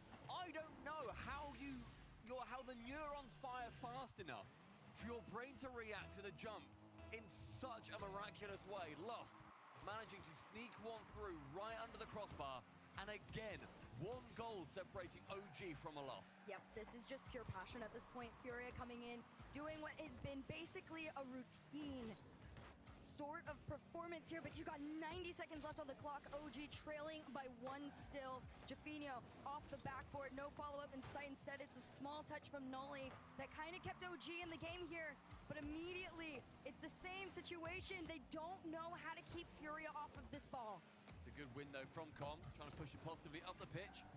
Send high, Yan managing to whip his way around the side of Noli and make contact. Zero boost for Jane House. Man central, but Jafino's going to get there before the ball reaches his blue teammate. 100 boost in the corner, but look who is already pre-jumping. It's going to be Lost, making sure he gets up nice and high for it straight away. Yan intercepting again. No ball, making a pass to halfway line before it reaches a Furia player. 48 seconds before Furia can claim a sweep on OG for their first series of Worlds. Not a bad way to go, but for now, OG, still there's a chance in it. Still on defense, though. This one taken away by Calm. Low boost lost. His touch keeps us off over to the side here, and Nolly up next. 30 seconds on the clock. Low boost and nothing but hope and a dream at this point. Off the back side wall. Jaina with a shot sent off by Lost. And 20 seconds to go. The aggression now building in the final minute. Where was this a little while ago? Calm now, central. Jnafs is there, but with a reset to nobody. It falls down low again. Nolly up high. Central, Jnafs, Calm, Nolly. Back in the middle, it's Yan to block. You're trying to sneak it in. 3 seconds left on the clock here. If you can pop this one up, there's another chance for it, but it's in favor of Furia as this one goes to the corner. It pops up back into the air. Lost takes it. Down. He kills it. And Furia Oh snap. sweep. GG everybody. We thought it might have been 5. Maybe. That's about all I could do before work.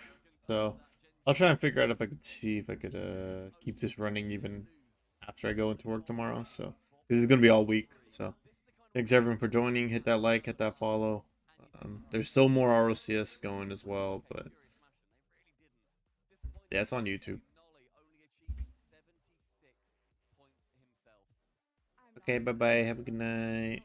So mean right now, but like you said, you look at it from a glance, this does not tell the story of what we just saw. OG Esports put up, in my opinion, honestly, a defensive masterclass. To be able to keep it at a 1-goal deficit for each game, that is a really big deal for the amount of shots and very, and I go back to the word methodical because everything Furia did was so intentional.